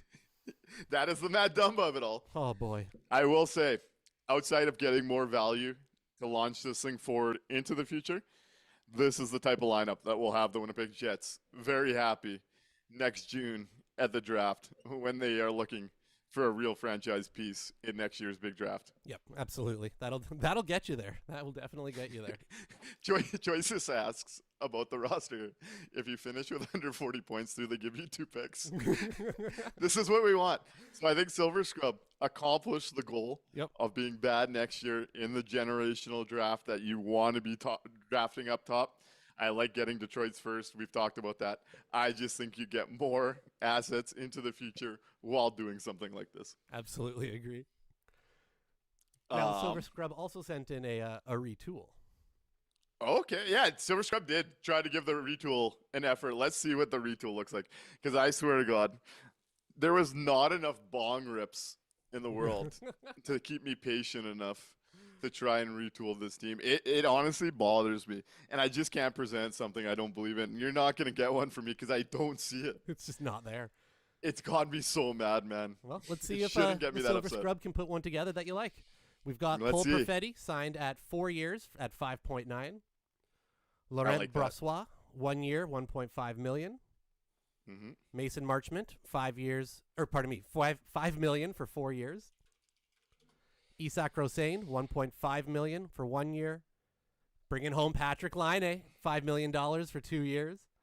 And hey, Liljegren and Barrett, Timothy Liljegren, 5 years by $5 million. I also do think, give me a second here. I think it was Silver Scrub. Oh, it was someone else. Okay, someone else also went the Mason Marchment path because they wanted to make my blood boil, they said. So this is interesting. There's a couple people thinking along the same answer. Okay, don't mind this start for a retool. I like the idea. It was interesting. Connor Rapchuk with WST did a bit of a breakdown on the Jets' RFAs, UFAs, and what contracts can kind of look like. And the Cole Perfetti one using AFP analytics was 1 year at 4.25 or 4 years at 5.9. So this is right on with what the models project Cole Perfetti to do. if you can get Cole Perfetti on a 4 times 5.9, 4 times 6 over doing the 1 year, with where the economy is going, I think that's a great value bet with where you see guys and the money coming in already. Even if he stagnates where he is, that contract will have value in years 3 and 4 just from the positive progression of the cap as a middle six guy that has played second line level for long stretches at the NHL level. So I like that idea of going midterm with him. Laine comes in to try and be a scorer in the mid-six on the power play. Mason Marchment, obviously, probably the best winger signed on this. And Timothy Liljegren is a bit of a quality rate D that's a bit underrated. So this is interesting so far. Yep. I'm curious to see where this goes. Ooh, 9 trades. It was heavy on this one. Oh, and this is what a retool might look go. like, man. You're going to have to get busy. Okay, so how did we get to the... Okay, I see. So it looks like there was some... okay, so to... Yep, all right. So the Winnipeg Jets are trading a 2027 second, a 2027 third, and a 2028 second for Nick Seeler and Ristolainen. Definitely getting heavier on the back end. Yep. Okay. Oh, yeah. Mason McTavish for for Colby Barlow and a 2027 first. Can I get protections on that pick, Yes, please? I'm gonna need 100%. Here's the And headliner. Silver Scrub says, "This is wild and out there, people. Don't judge me too hard. Like I said, it's gonna be wild." Yeah. Hey, it's gotta be to make this gotta retool in be. any way. It has to be wild. Winnipeg Jets. Here's the headliner: Elias Pettersson coming in for Kevin He, Alphonse Frey, Braden Yager, Dominic DiVincenzo, Parker Ford, a 26 first, a 26 third, a 26 fourth, and a 2028 first, and a 2028 third. That is too big to get on screen. Let me add that part of that is Vancouver retaining $4 million for the rest of his contract. Oh, sorry, yes. So PD would be coming in as a $7.6 million player, which does change the outlook on his value pretty dramatically. And that does That's a include whopper. this year's first, so that's that number 8. That's a lot of assets. That's a lot of assets. That's a WHL trade right there. 9 for 1. Filling out a whole team with one guy. Okay, let's keep her going. So the Tampa Bay Lightning, Morgan Barron again for 2 seconds. Vlad Nemestikov heading home to Grandpa Bones in Columbus for a 6th. Neil Pionk going to the San Jose Sharks for that Oiler first rounder. That's and a 6th. I think we might be wish casting a little bit there. I don't know. Nino heading off to Chicago for a 6th. Dylan DeMello heading off to the LA Kings for a 2nd. And Alex Iafallo heading to New Jersey for a 5th. Okay, let's see the final roster, and then we'll break down a couple of the bigger trades. The ones for draft picks, it's depth players for draft picks. Yeah, no need to break bodies. them down too much. Let's see what the lineup looks like here. So you've So you're got looking Connor, at- Scheifele, and Velarde. 'Kay. Perfetti, Pedersen, and Lambert. Okay. Laine, McTavish, Marchment, Okay. Kepke, Lowry, Rosane. And on D? On D, you've got Morrissey and Risto, Sandberg and Salo, Sealer and Liljegren. Don't mind the decor, actually, when you break it down like that. Top pairing Risto makes me sweat a whole fuckload, to be totally honest with you. Even At with least Morrissey he's your fourth carrying. best defenseman in that, though. 100%, yep. And Morrissey can carry him. Absolutely. If he just stays defensive-minded, Yep. I don't mind it. We've seen what Salo and Sandberg could be. Timothy Liljegren as a third pair right D is a really strong Yeah, that's maybe the Sealer best brings some right D aggression. we've had in a while there. penalty killing. Yep. Yeah, it is the best right-handed third pair D we've had in a while. Outside the PD trade being like very, very out there, I do see the vision. I don't know where this team ultimately would finish. It's quite the science project of seeing what's going to work and what's not. Yep. But this gets points for creativity for me. And the Winnipeg Jets are going to have to get really creative to give themselves some sort of shot. I said this year, no idea is a bad idea. And that top 9 is significantly better than anything they ran out this year. That decor, I do think, is an upgrade on what they had on most of the year. Hellebuyck stays in this. I do think this is a team that's probably playing in the playoffs, but the Is it a playoff top 3 appearance is team in the probably Central? pretty quick. I don't think so. So still wild card 1 or 2? Yeah. And I get why, like he says, I felt like Van would need a lot to retain with their ownership group. That just seems like a lot. Though $4 million a year for, 5 or 6 years is no small thing. Yep. And the other side of it is I don't want to be moving a first-round pick for Mason McTavish, especially No. a future one. If this one falls apart, I'm going to hate my life so much. Yep. This is the Brad Trey Living attempt at the retool, essentially. You get all the 3 first-rounders. You hope that the guys you're betting low on get better, and you get their best versions. And if not, you're really fucked. Not a pathway I would recommend, but points for creativity and really, really thinking outside the box here. Absolutely. And I like what Frosty Winnipeg says over on YouTube. We're going to need an expansion draft for the Moose after that Pettersson trade. Which is awesome. Infinity Common enjoyed that one, saying that was fun. Let's move in to another one here. All right. Next one after the Silver Scrub was sent in by Ryan Thiessen. So Ryan said, do you want his comments before or after? Yeah, let's hear his comments. So Ryan says, I put together what my dream rebuild scenario would be for the Jets. That's a little bit different than what's been talked about on the show. My thought process was to be as bad as possible next season to try to have better odds of getting DuPont without stripping it down too much. For each trade, I put a small description so you know where my head is at and why I think each trade might make sense for both teams. Keep up the great work, guys. Okay, I appreciate that. Let's go into Ryan Thiessen's rebuild vision. All right, so That's we've got 6 signings. First off, Cole Perfetti, a 1-year, $5 million contract. Pavel Mintyukov, $3.5 million for 3 years. Stuart Skinner, a $2 million 1-year deal. Isak Rosén, 2 years, $1.25. Samoskevich, $3.5 for 2 years. And your backup goalie, Eric Comrie, $1.25 for 2 seasons. Okay. We've got 4 trades to talk about. First off, the Winnipeg Jets send Josh Morrissey and Nino Niederreiter to the Anaheim Mighty Ducks for Roger McQueen, Mintyukov, and Leno, and a 2027 first. He says, similar return as the Quinn Hughes trade. Anaheim gets their cornerstone defenseman with a veteran forward, and the Jets kickstart the rebuild. Okay, let's keep her going. We'll talk about that one. Next up is the Florida Panthers. We are sending Connor Hellebuyck, Vlad Nemestikov, and a 4th-round pick. We're getting back Lundell, Samoskevich, 2026 first and 2026 second.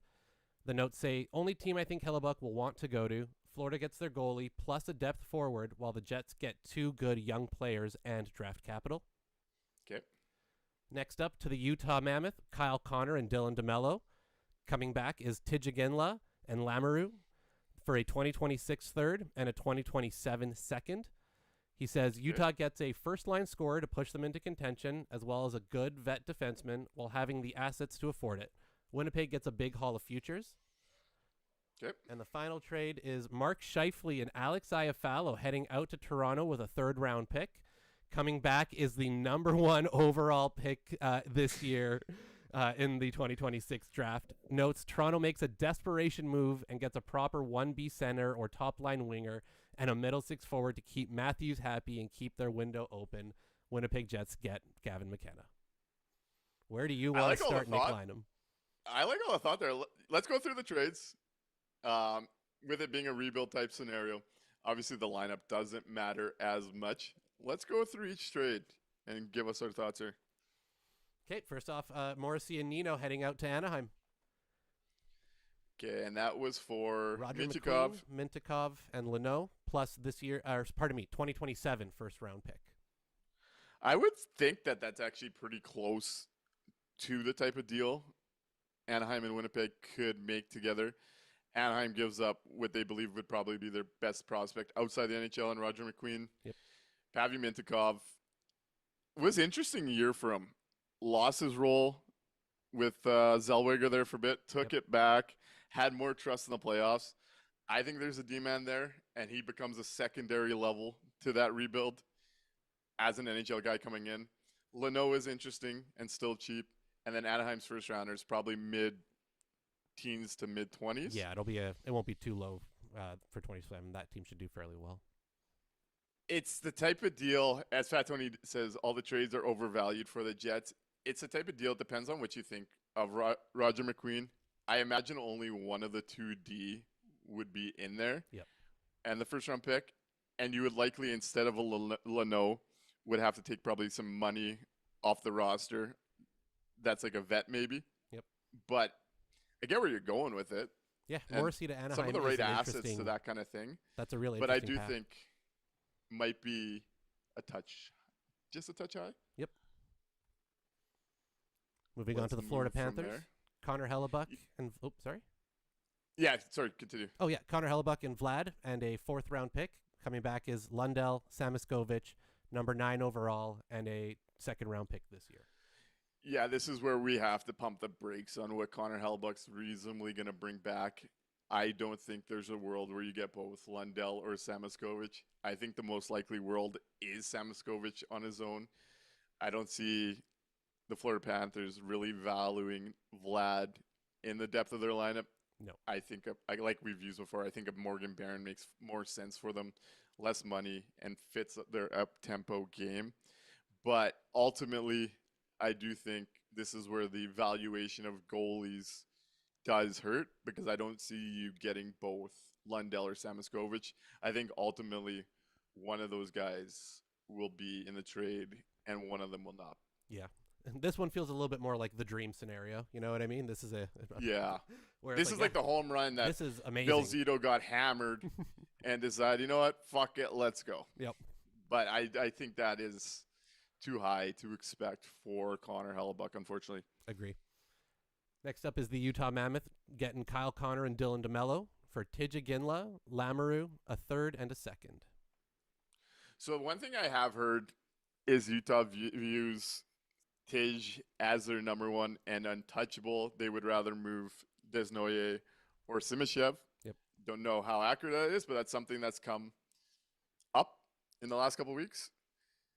Depends where you're at with Lamoureux, a 2nd and a 3rd. I think DeMello's probably worth one of those picks, so you're kind of looking at Kyle Connor for Tej, Lamoureux, and a 3rd. That is interesting. That is interesting. I think that's probably closer than I'd expect, actually. If you're the Jets, I think, yeah, you jump on that one to add Tij in that deal. You're taking less in the pick-wise, but you're getting the premium prospect. Exactly. And I think he's worth that. Like, Tij is worth the loss of the pick side of it. So I would love to have Tej here. So yeah. I do think this one's close, though. Agree. I would be curious on what both think of that one. And then the big dream. Here it is. Mark Scheifele and Iafallo in a 3rd, coming back for number 1 overall, baby. Unfortunately, I have to let you down easy and say that there's no chance in hell Toronto ever does that. Unfortunately, Yeah.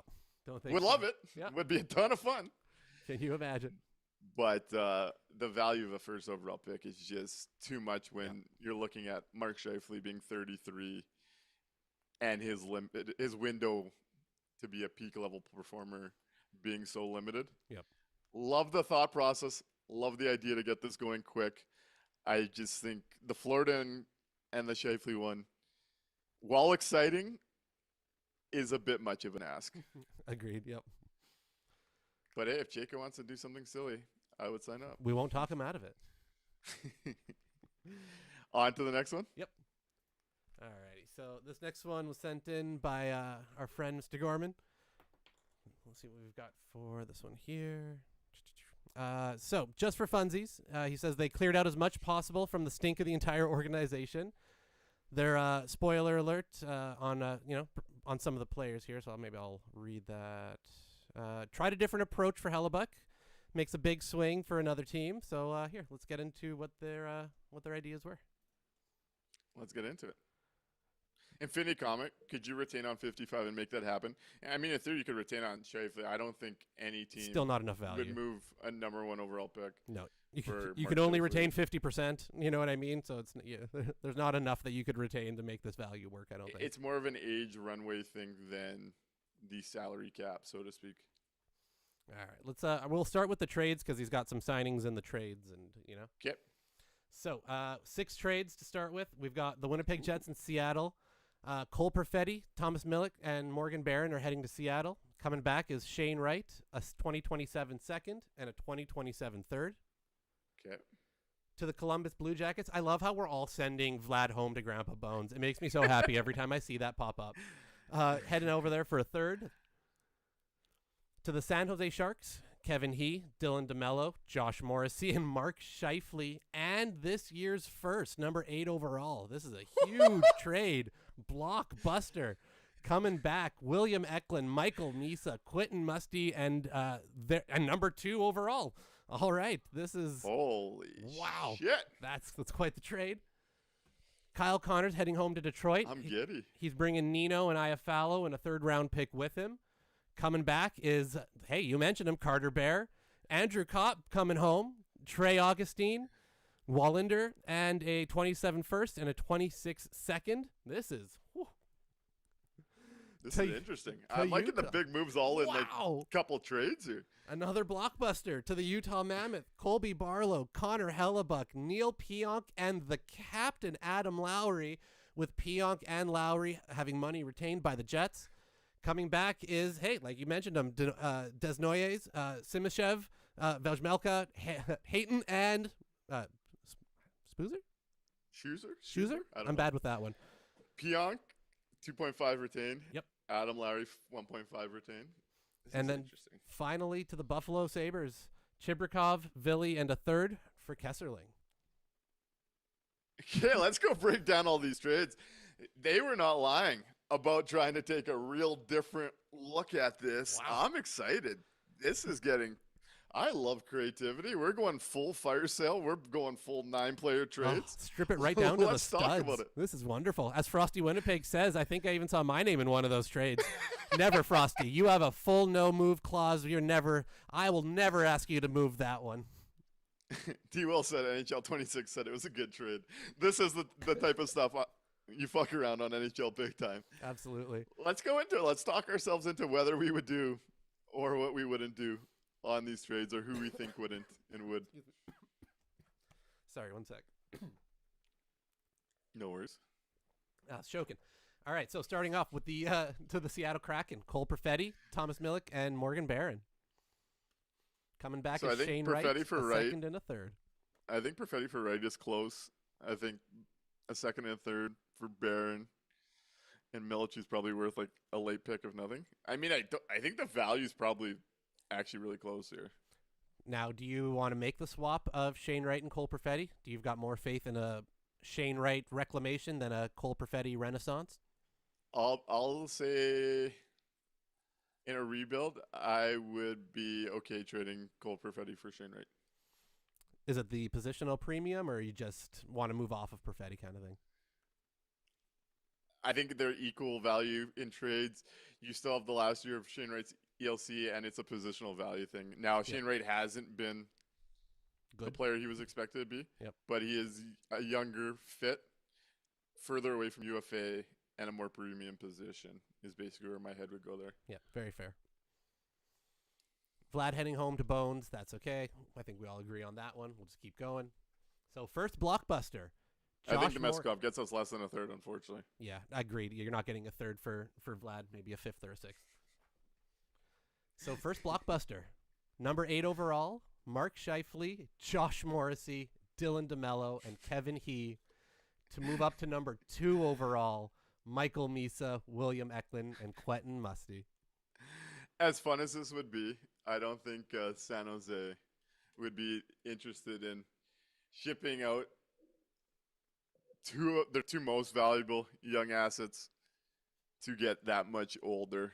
It creates such a small window when Celebrini is just getting started. Yep, totally agree. I don't think San Jose wants to go down that road. Oh, yeah, from a Jets side, all day. Misa and number 2 yep. and Eklund. We're getting this thing moving quick.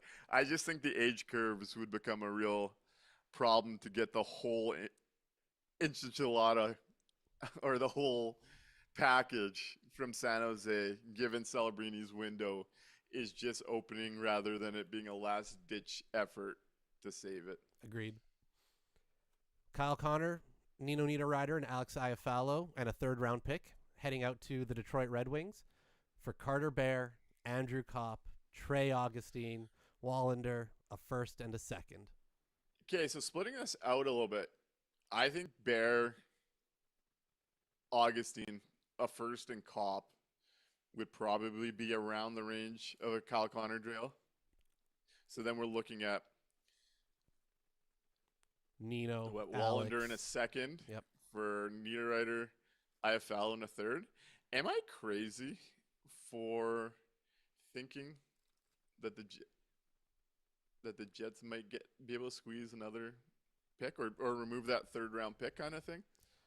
Like, I think it's closer than a big trade would look when you start breaking it down to its pieces here. Yeah, I don't think the Jets need to include the third, and I think you're probably at a much closer spot. Fat Tony 22 says, I think shooting for a window early in Macklin's window and still having a window later is actually smart. Think Pens and Crosby. And I do agree with that. And that's where like the whole idea of Morrissey going there helps open the current window. Yep. I think by giving up Misa second, Eklund for Scheifele and Eklund for Scheifele and Morrissey, I think opening up a window on the other side of that becomes a lot more difficult when those are the pieces that would be involved in doing so. Yeah, exactly. It's not so much that it's not going to be there, but you just get too old too quick with that deal. And to get both Misa and Eklund off the roster right away like that, I think it's too much. I want to give a shout out to Only in the Peg, who is yelling in all caps. What a dumb show. We appreciate you being here. We appreciate you wasting your time on such a dumb show. And I hope you stick around because maybe over time you'll learn some things from us at the end of all of this. Look, people hating, but we call them fans, though. It's all right. Yeah, thanks for watching, okay, man. We love you. Every comment in the chat's good for the algorithm at the end of the day. So, moving on to the Utah Mammoth. Colby Barlow, Connor Hellebuyck, Neil Pionk, and the captain are all heading out to Utah. That's going to be a really good season of the Secret Lives of Mormon Wives. And the Jets are getting just an absolute smorgasbord of players back with Desnoyers, Simishev, Veljmelka, Hayton, and Schuber.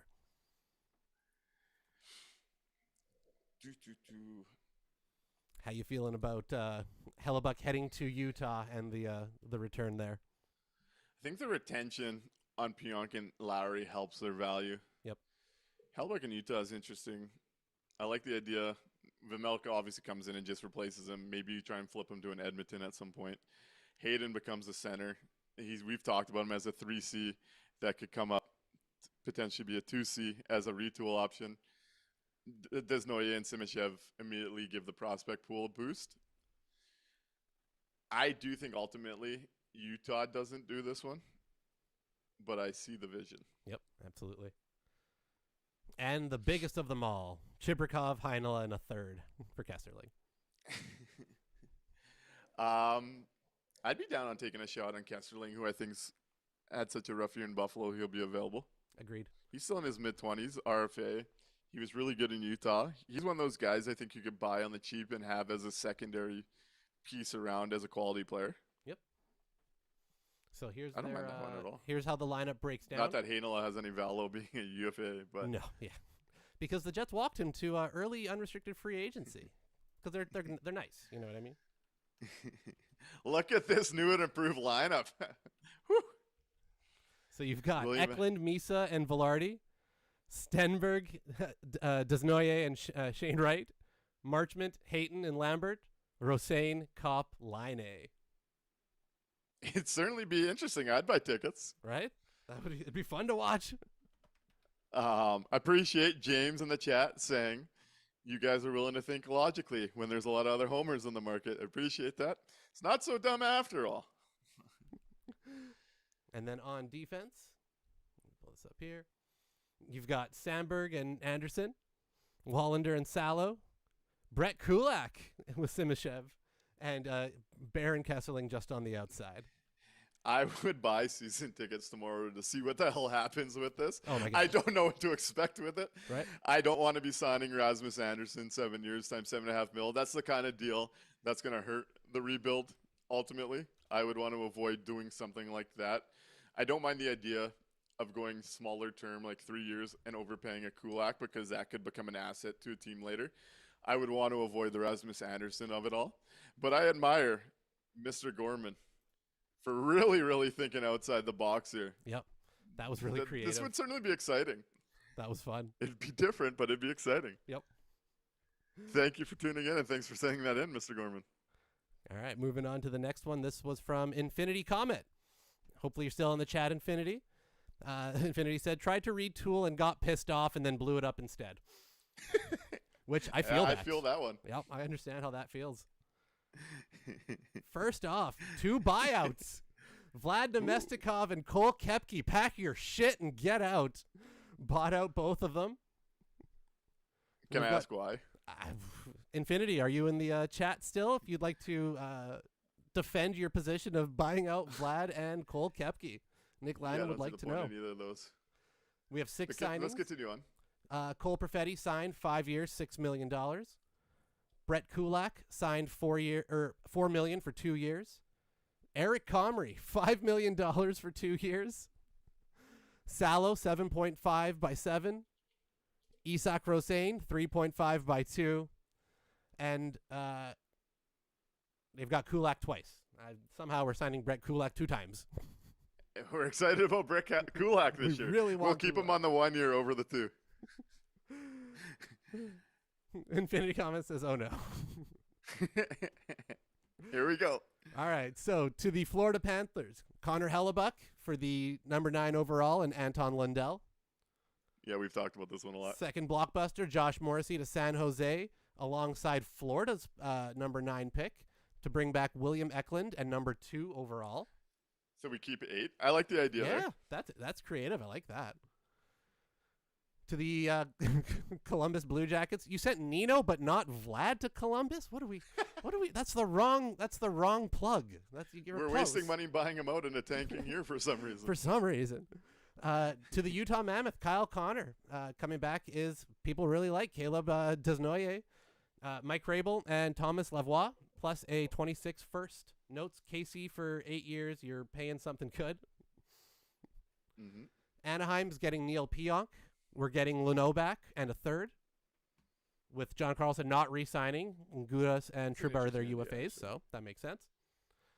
And then the St. Louis Blues get a first-round pick from and a third-round pick, using the first-round pick that we got from Utah, to get back Detroit's 2026 first. So Jets are trading up. For Ryan Lynn. For Ryan Lynn. Right side of the decor. Yep. Okay, so let's go back. So the one thing, I mean, it's a nothing burger big picture. I just wouldn't waste any money or any buyouts. Yeah. You're a tanking team. Nemestikov and Koepke help you be bad. Just keep them around. Yep. See if you could trade them for assets at the deadline. Yeah, you can either dump them for something, anything, a 5th, a 6th, whatever, or like you said, they're going to help you be bad. Yeah. Don't worry. We'll move past the buyouts. Yep. Let's get into the trades. So first up is Hellebuyck for Lundell. We've talked about the first 2 a lot. Yep. We can move past those 2. Eklund, yep, we like that. We're happy about those. Nino to Columbus is a nothing burger. So the big one looking so far is Kyle Connor, and we're getting Mike Rabel, Tom Lavoie, Caleb Desnoyers, and the first-round pick in 2026. Well, if we get Mike Vrabel, we might get some more coverage from Deanna Rossini, no? Yeah, but you got to kiss the coach if you do that one, so I don't know if you really want to do that one. We might get some more attention in this media market. Was Infinity Comment thinking about the Mike Vrabel situation? All jokes aside, getting Caleb Desnoyers in a first from Kyle Connor as the front 2 pieces and a couple darts behind him. I like it. Yep. Yeah, good value there. No retention. Sold. On the buyout thing, Fat Tony 202 also points out you could waive Koepke for no cap penalty too if you just didn't want him around. If you don't want him, but he was fine on the 4th line even so. Yeah. So next up, Neil Pionk heading out to Anaheim for Leno and a 3rd. I think it's really interesting that Neil Pionk could be the John Carlson replacement for them. I get the idea that you're looking for that offensive player, younger than Carlson too, who I did think had his struggles in the playoffs with Anaheim, honestly. Yep. He fits the kind of mold. Lacombe could probably carry him if you're looking for an offensive D. I would make that deal, no problem, if I I would was the too. Winnipeg Jets. In a heartbeat. And then moving up to take Ryan Lynn. So the lineup shakes out like this. You've got So you're Eklund. moving. Oh, sorry. You're moving from 19 to 15 using a third-round pick. Correct. And I'll say, going back to the Kyle Connor trade, this might be undervalued too, maybe overvaluing Caleb Denoye. Fat Tony says, a 20-something pick and a good but not elite prospect, we could do better on Connor. That's fair to me too. And Silver Scrub's quickly realizing that he really undervalues KC, reading some of this. I think that's a fair take from Fat Tony, that we could probably get a better headliner if it's On Kyle Connor. Kyle Connor Yeah, that's being moved. goals are the most overly valued thing, right? When it comes to trades and free agency. That's a good point. And he does that. All of the stuff that, we as a fan base may not like about Kyle Connor, I'm going to take myself even out of that, because I think the cherry-picking Phil Kessel type player has a place. I still do, even though the defensive side of the game can drive you up the fucking wall.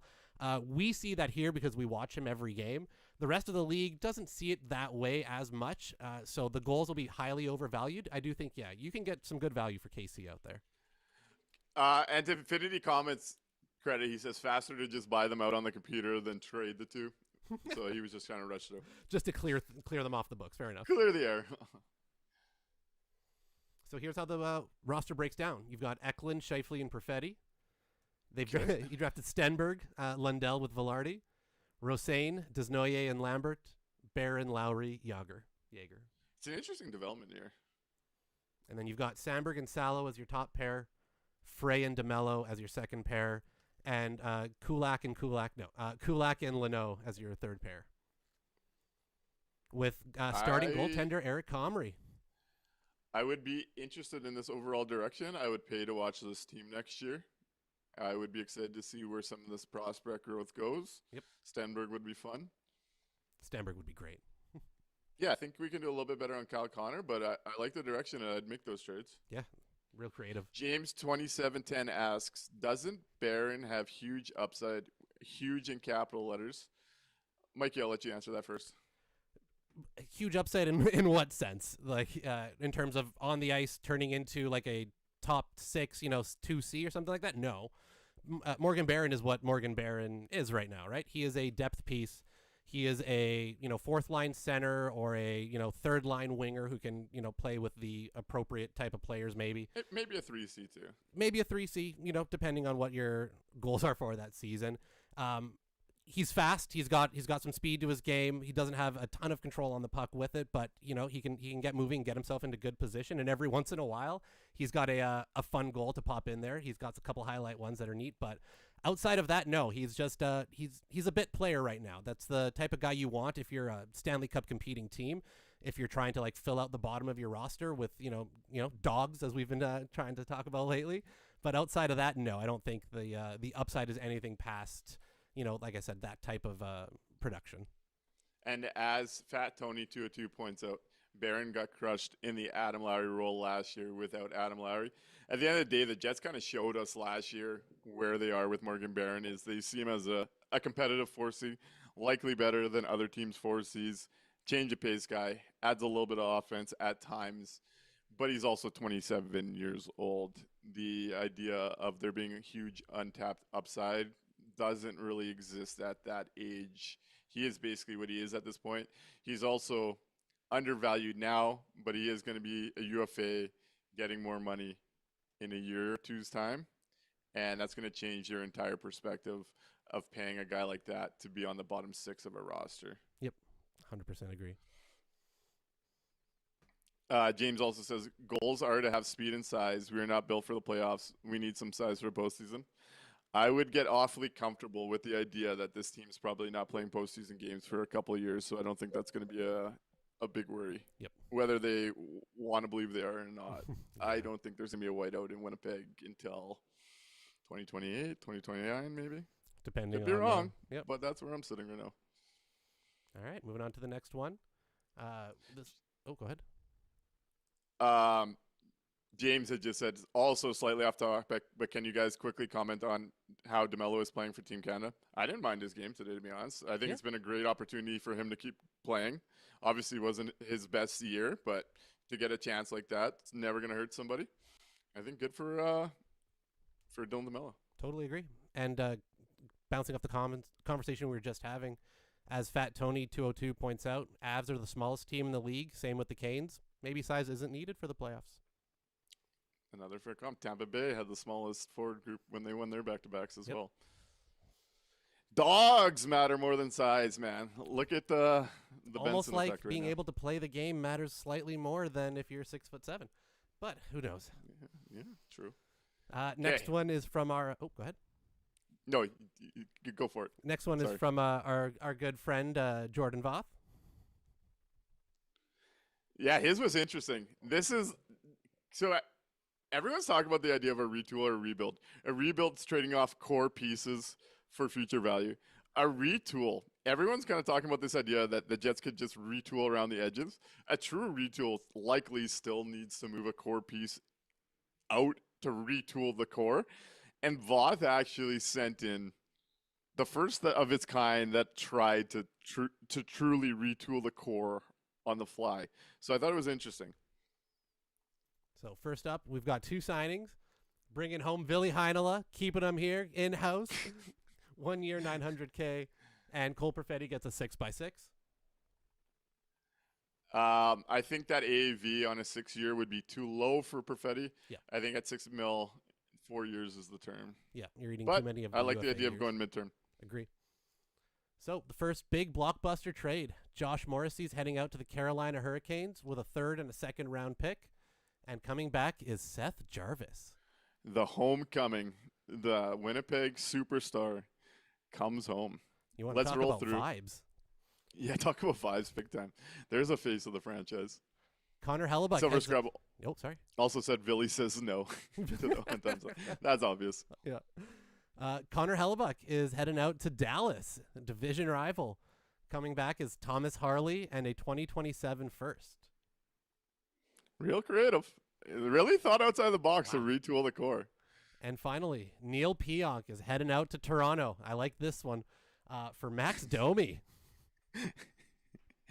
Okay, let's see what the lineup looks like, and then we'll go through the 3 trades and discuss them. First off here, we got Perfetti, Scheifele, and Velarde. Domi, Lowry, and Jarvis. Nino, Lambert, Iafallo, Vlad, Barron, Kepke. And then on D. Harley, DeMello, Sandberg, Salo, Heinola, Fleury. Well, that third pair is going to be fucking rough. We've seen that Yeah. third pairing before. It's not great. So, before we discuss the trades, me and Voth were kind of debating what we thought the upside of this roster is. Before we talk about the trades, just looking at the quality roster, is this a playoff team? Is this a contender? Is this just stuck where they are?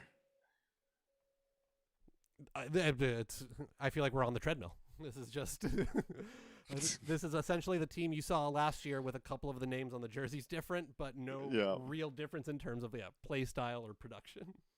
I think this is a team that's missing the playoffs and drafting between 8 to 12 ultimately.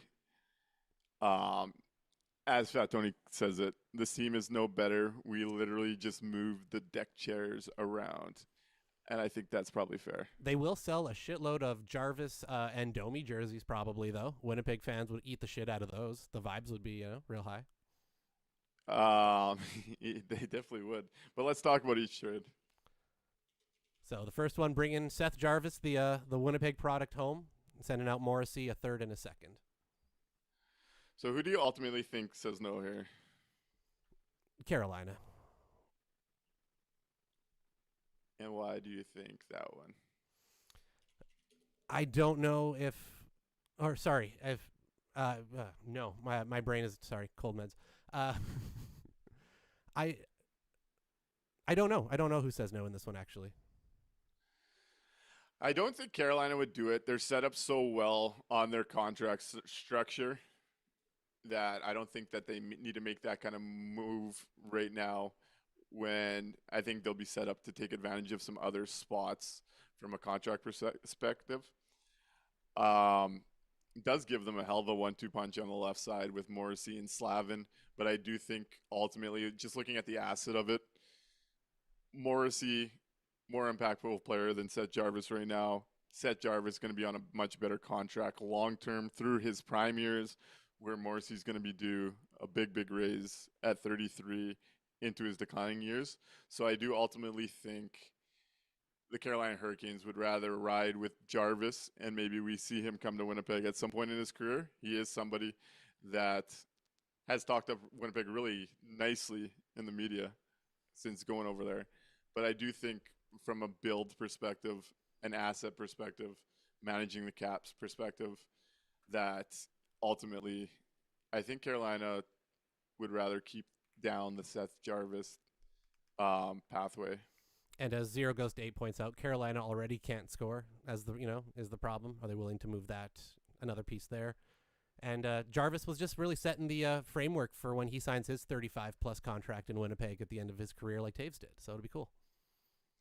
The one aspect of it on the Jets end of things, obviously they trade their core off for younger pieces within a core and keep their picks, so they still have the off ramps. But I do ultimately think it would have them kind of in a similar spot to where they are right now. Yeah, if the goal of a retool is to get you into at least somewhat of like Stanley Cup contention, a deep playoff run, I think you may still need another, more impact. So what do you think of this Thomas Harley and a first-round pick for Kyle Connor deal? I think this one's interesting. That was interesting. I had not considered going to Dallas with this route. Dallas already has some, issues with cap, right? Yeah. So swapping out a $10 million player for a $12 million player is going to be tough. They're already right up against it with guys to sign. So I don't know if you're going to be able to do that plus a first with no retention. But I really like the idea of trying to pounce on Dallas in general, looking at what their cap situation is like. Yeah, this trade just doesn't make sense for Dallas. Kyle Connor, $12 million. Mikko Rantanen, $12 million. Jason Robertson, who's a much better hockey player than Kyle Connor, is going to get $12 to $13 million.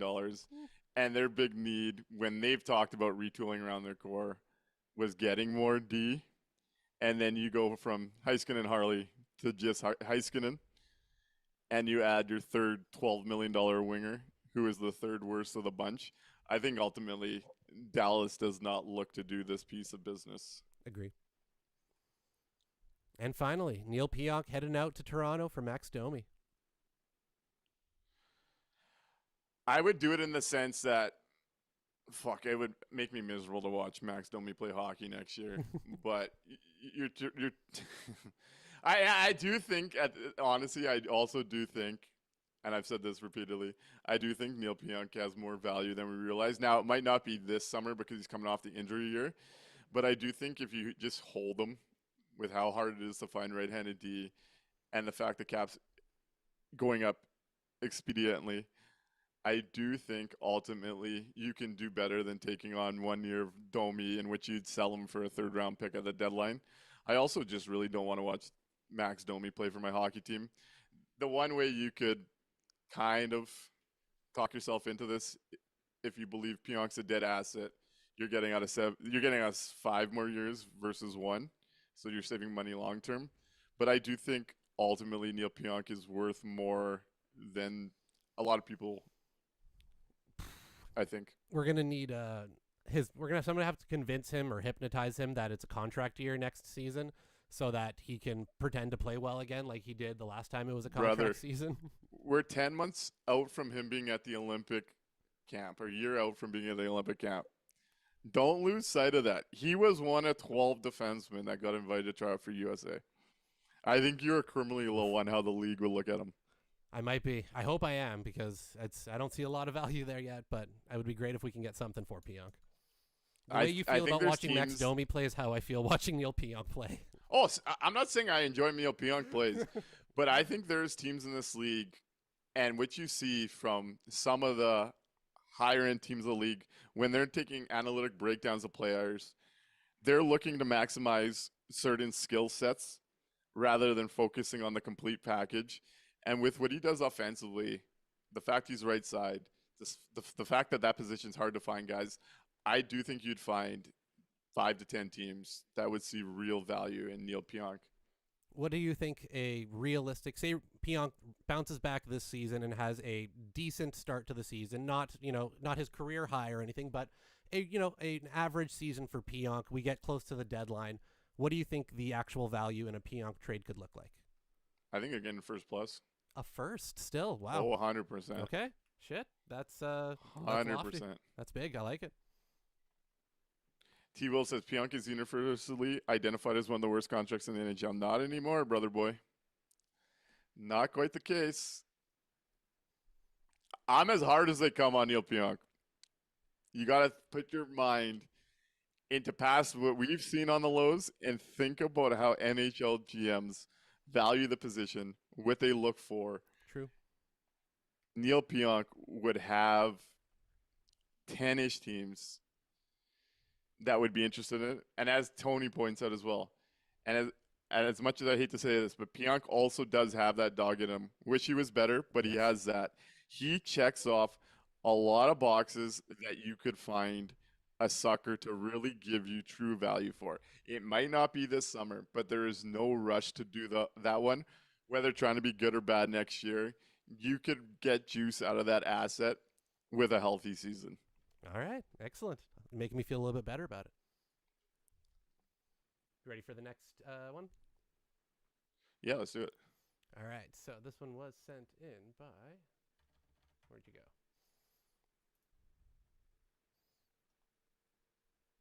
Who did we just do? Oh, so this one was sent in by Jet Effect Winnipeg. Okay, sounds good.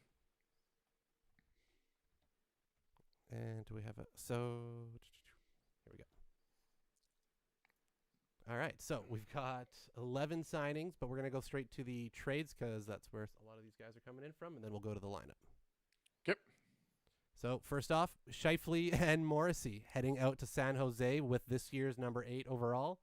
Coming back is Eklund, Misa, 2 and 20. A lot of people really liking the Scheifele going along now with Morrissey to San Jose. With the Celebrini bromance going on. Mm-hmm. Florida's getting Connor Hellebuyck and Morgan Barron. Coming back is Lundell, 9 and a 4th. Cole Perfetti and Vlad Nemestikov heading out to Columbus. Poor Cole Perfetti. Don't do that to him. Bones is just going to sit him and put him in the press box. Coming back is Kent Johnson and a 4th. Ooh, Jet Effect getting creative. I like this. Out to Detroit is Colby Barlow. Coming back is Sebastian Casa. Okay. The LA Kings are getting a 2027 first, a 2027 third, and the Winnipeg Jets are getting back Brant Clark. Yes, he said that is an offer sheet. So that comes into play with the signing of him. Okay, gotcha. Kyle Connors heading to Chicago for number 4 overall and a 3rd round pick. Nino Niederreiter heads out east to Ottawa, coming back as a 3rd. Dylan DeMello goes to my Montreal Canadiens for a 2nd round pick. Neil Pionk going out to Buffalo for Bowen Byram. And I think he mentioned Buffalo gets their 2nd rounder back next year in that deal. He had sent me a message. Okay. Yeah. Okay. So this is a different look at this. In which James on the Celebrini bromance says, after today's game, Celebrini will demand Sharks don't trade for Scheifele. I did think Scheif had a tough fit with the Crosby Celebrini mold. He became more of the 3rd F net front guy rather than the guy that things run through when you're playing with him. Yep. But it was also their first game playing hockey together. I'm curious to see what that looks like moving forward. Right. And the whole Velarde, Scheifele, Celebrini looked pretty good in the preseason. Yeah. Or pre-tournament. Pre-tournament.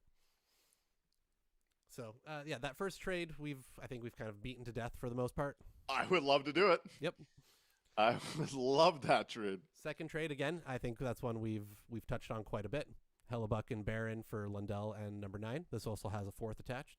Yeah, we've touched on this stuff. We can keep going. How do you feel about Kent Johnson and a 4th coming in for Perfetti and Vlad? I would do it. I'm higher on Kent Johnson and what he could provide if it worked out. Now, it obviously he's had his problems, but so is Cole Perfetti. I would do this deal. I probably still don't.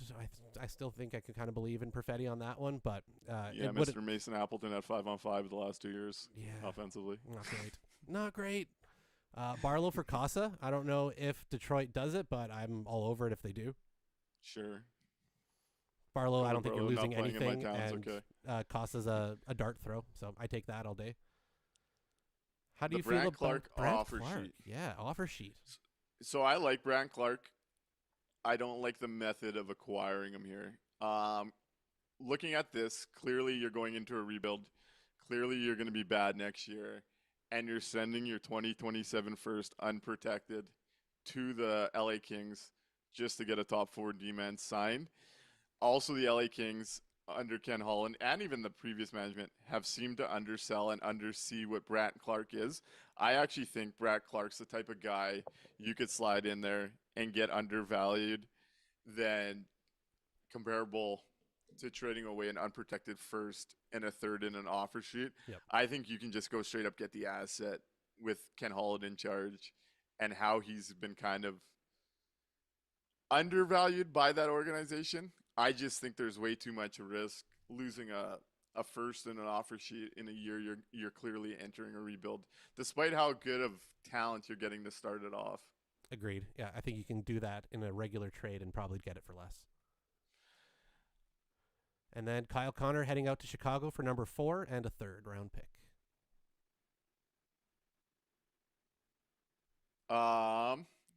Sorry, say that one more time. Kyle Connor for number 4 overall and a 3rd round pick. Oh, I do that in a heartbeat. Yeah. Yep. Jumping on that one all Fuck day. the Bedard window, baby. Yeah. And then Dylan DeMello heading out to the Habs for a 2nd. That's fine. Nino for a 3rd to Ottawa. And a swap of Neil Pionk and Bowen Byram, which Fat Tony 202 says, so right-handed Pionk for left-handed Pionk, or left-handed Byram for right-handed Byram. I was having this debate. I think you're in that group chat with Rookie the other day, where Rookie was really helping out Byram, and I'm like, what are we talking about here, man? He's just Neil Pionk with a name brand and a cup ring from his early days. Yep. Bowen Byram is one of those names that carries value for a lot of people because of what he looked like early on in his career with the Colorado Avalanche, and what that playoff run did for his perception in the NHL. But at the end of the day, I do think he really is just Neil Pionk. He's got the same things that go wrong as Neil Pionk. His upside and what he does well is the same as Neil Pionk. He just happens to be on the left side and carries, I think, a sexier name to people. Yeah. I don't think it really moves the needle much to do that one. Agreed. So the lineup looks like this, where you've got Eklund, Misa, and Gabe, Stenberg, Bjork, and Laine. Whoo! Signing Patrick Laine to play with the guy. I like it. It's the League of Nations. Kent Johnson, Anton Lundell, and Brad Lambert. Cole Koepke, Adam Lowry, Alex Iafallo make up your top 12. And on So defense, I see Fat Tony agrees with you, saying people realize Kent Johnson and Cole Perfetti were born the same year, and Cole has been better for longer. I'm not sure I see the upside. Yeah. I'm with so he's him on the that. same side as you on that one. On D, you've got Byram and Clark as your top pairing. Sandberg and Salo. He drafted Smits and Dylan Coughlin as your 3rd pairing, with Casa and Comrie manning the net. I need that 2027 first back looking at this lineup. Yeah. I'm not doing the Brandt Clark thing. No. Clark Byram as your top pair. Like Solomon Sandberg becomes your top pair realistically. Brandt Clark Byram would not do the trick Agree. Yep. as a top pair. And the forward group would be fun and interesting, but that pick you're sending LA to pay Brandt Clark $7 million a year Is and gonna hope be a that he high is what we pick. all think is going to be a top 5 to 6 pick in a really, really good draft. That is my biggest problem with it. Is I like the thought process of where you're going. The Brandt Clark of it all, I can't do it. It's just too risky in a Winnipeg spot to lose next year's first in a significantly better. So let's talk about this for a second, because this came up this week, and I got into a little argument with a self-proclaimed sports whiz, according to his bio, and this guy's really got to change his bio at this point. But we were making fun of the Jim Toth first round or 8th overall Perfetti DeMello for JT Miller or Mika Zibanejad thing. And this guy suggested I would do it, but with the 27 first instead of the number 8. I know we're all excited, and I'm very excited about number 8, but next year's first round pick, especially if unprotected, is a lot more valuable in what it could mean and what it could be in a better draft next year than this year. A big step forward at the top of the draft next year compared to this year. I can't take that risk. The Winnipeg Jets would be smarter to trade number 8 than next year's first. You have to get protections, spicy. as Tony says. If it was a 27 pick, it has to be top 5 protected. Offer sheet route doesn't allow you to protect it. Yep. But if you're trading a 2027 first in any capacity, whether the Jets do it this year to try and retool or whatever, the 2027 first is a more valuable asset right now than number 8 overall. Interesting. That's in the bigger scope of the NHL. That's something to really stop and think about, right? Because we're real excited about being in the spot that we're in. But if we're going down the road of any type of rebuild, that 2027 first could be even higher than 8, right? It's that's a good call. It's likely to be higher than 8. Yep. They might be I'm going to be completely honest with you. They might be drafting higher than 8, just running back the same team next year. Yeah, that's very possible. There's just too much good talent at the top of the 2027 draft to take that bet. Other than that, really like the direction, really like the thoughts, but that 2027 first just can't leave house. It just can't. Yep, that's fair. And that is the last fan one that we have. And Fat Tony says, also go get a late first and trade it with Pionk for him. Problem solved. There you go. There's an avenue. Yeah. I if like you're that. going to get that San Jose pick in the 20s or you're going to get a pick in the 20s, Neil Pionk in a first for Brant Clark is the type of deal I think Ken Holland would get giddy about, actually. I like I that like that, Fat Tony. Yep. Thinking on the fly here. Also, earlier, Fat Tony sent in that Connor Scheifele-Velarde, McCann, Norris, Fetz, Barron, Lowry, Rosane is about as good as the Jets can do in a retool. And it's still not good enough, he says. How do you feel about that? He's right. Yep.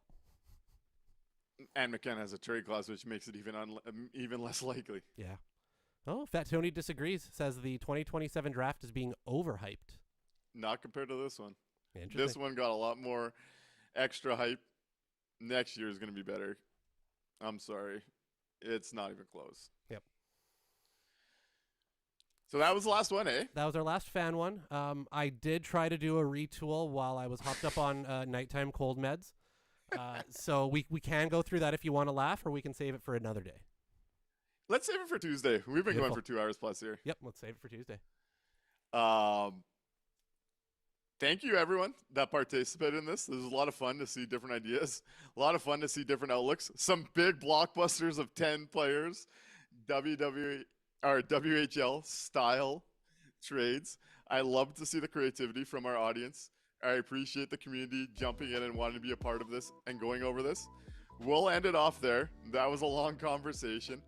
As always, if you enjoy the show, unlike our friend there that was not a fan, make sure to like, subscribe, and let your friends and family know that this is the place to talk all things Jets. And we will be back after the long weekend, Tuesday, with some new outlooks, some new conversations to be had. I hope everyone has a great long weekend. Should be a nice weekend out in Winnipeg. I know I'm getting on the golf course for the first time tomorrow. We'll see what that looks like. I don't think it's going to go well for your boy, but we'll be taking my first round of golf in a couple of years here. Have a great weekend. We'll see you Tuesday. Right on. Good night, everybody. Good night.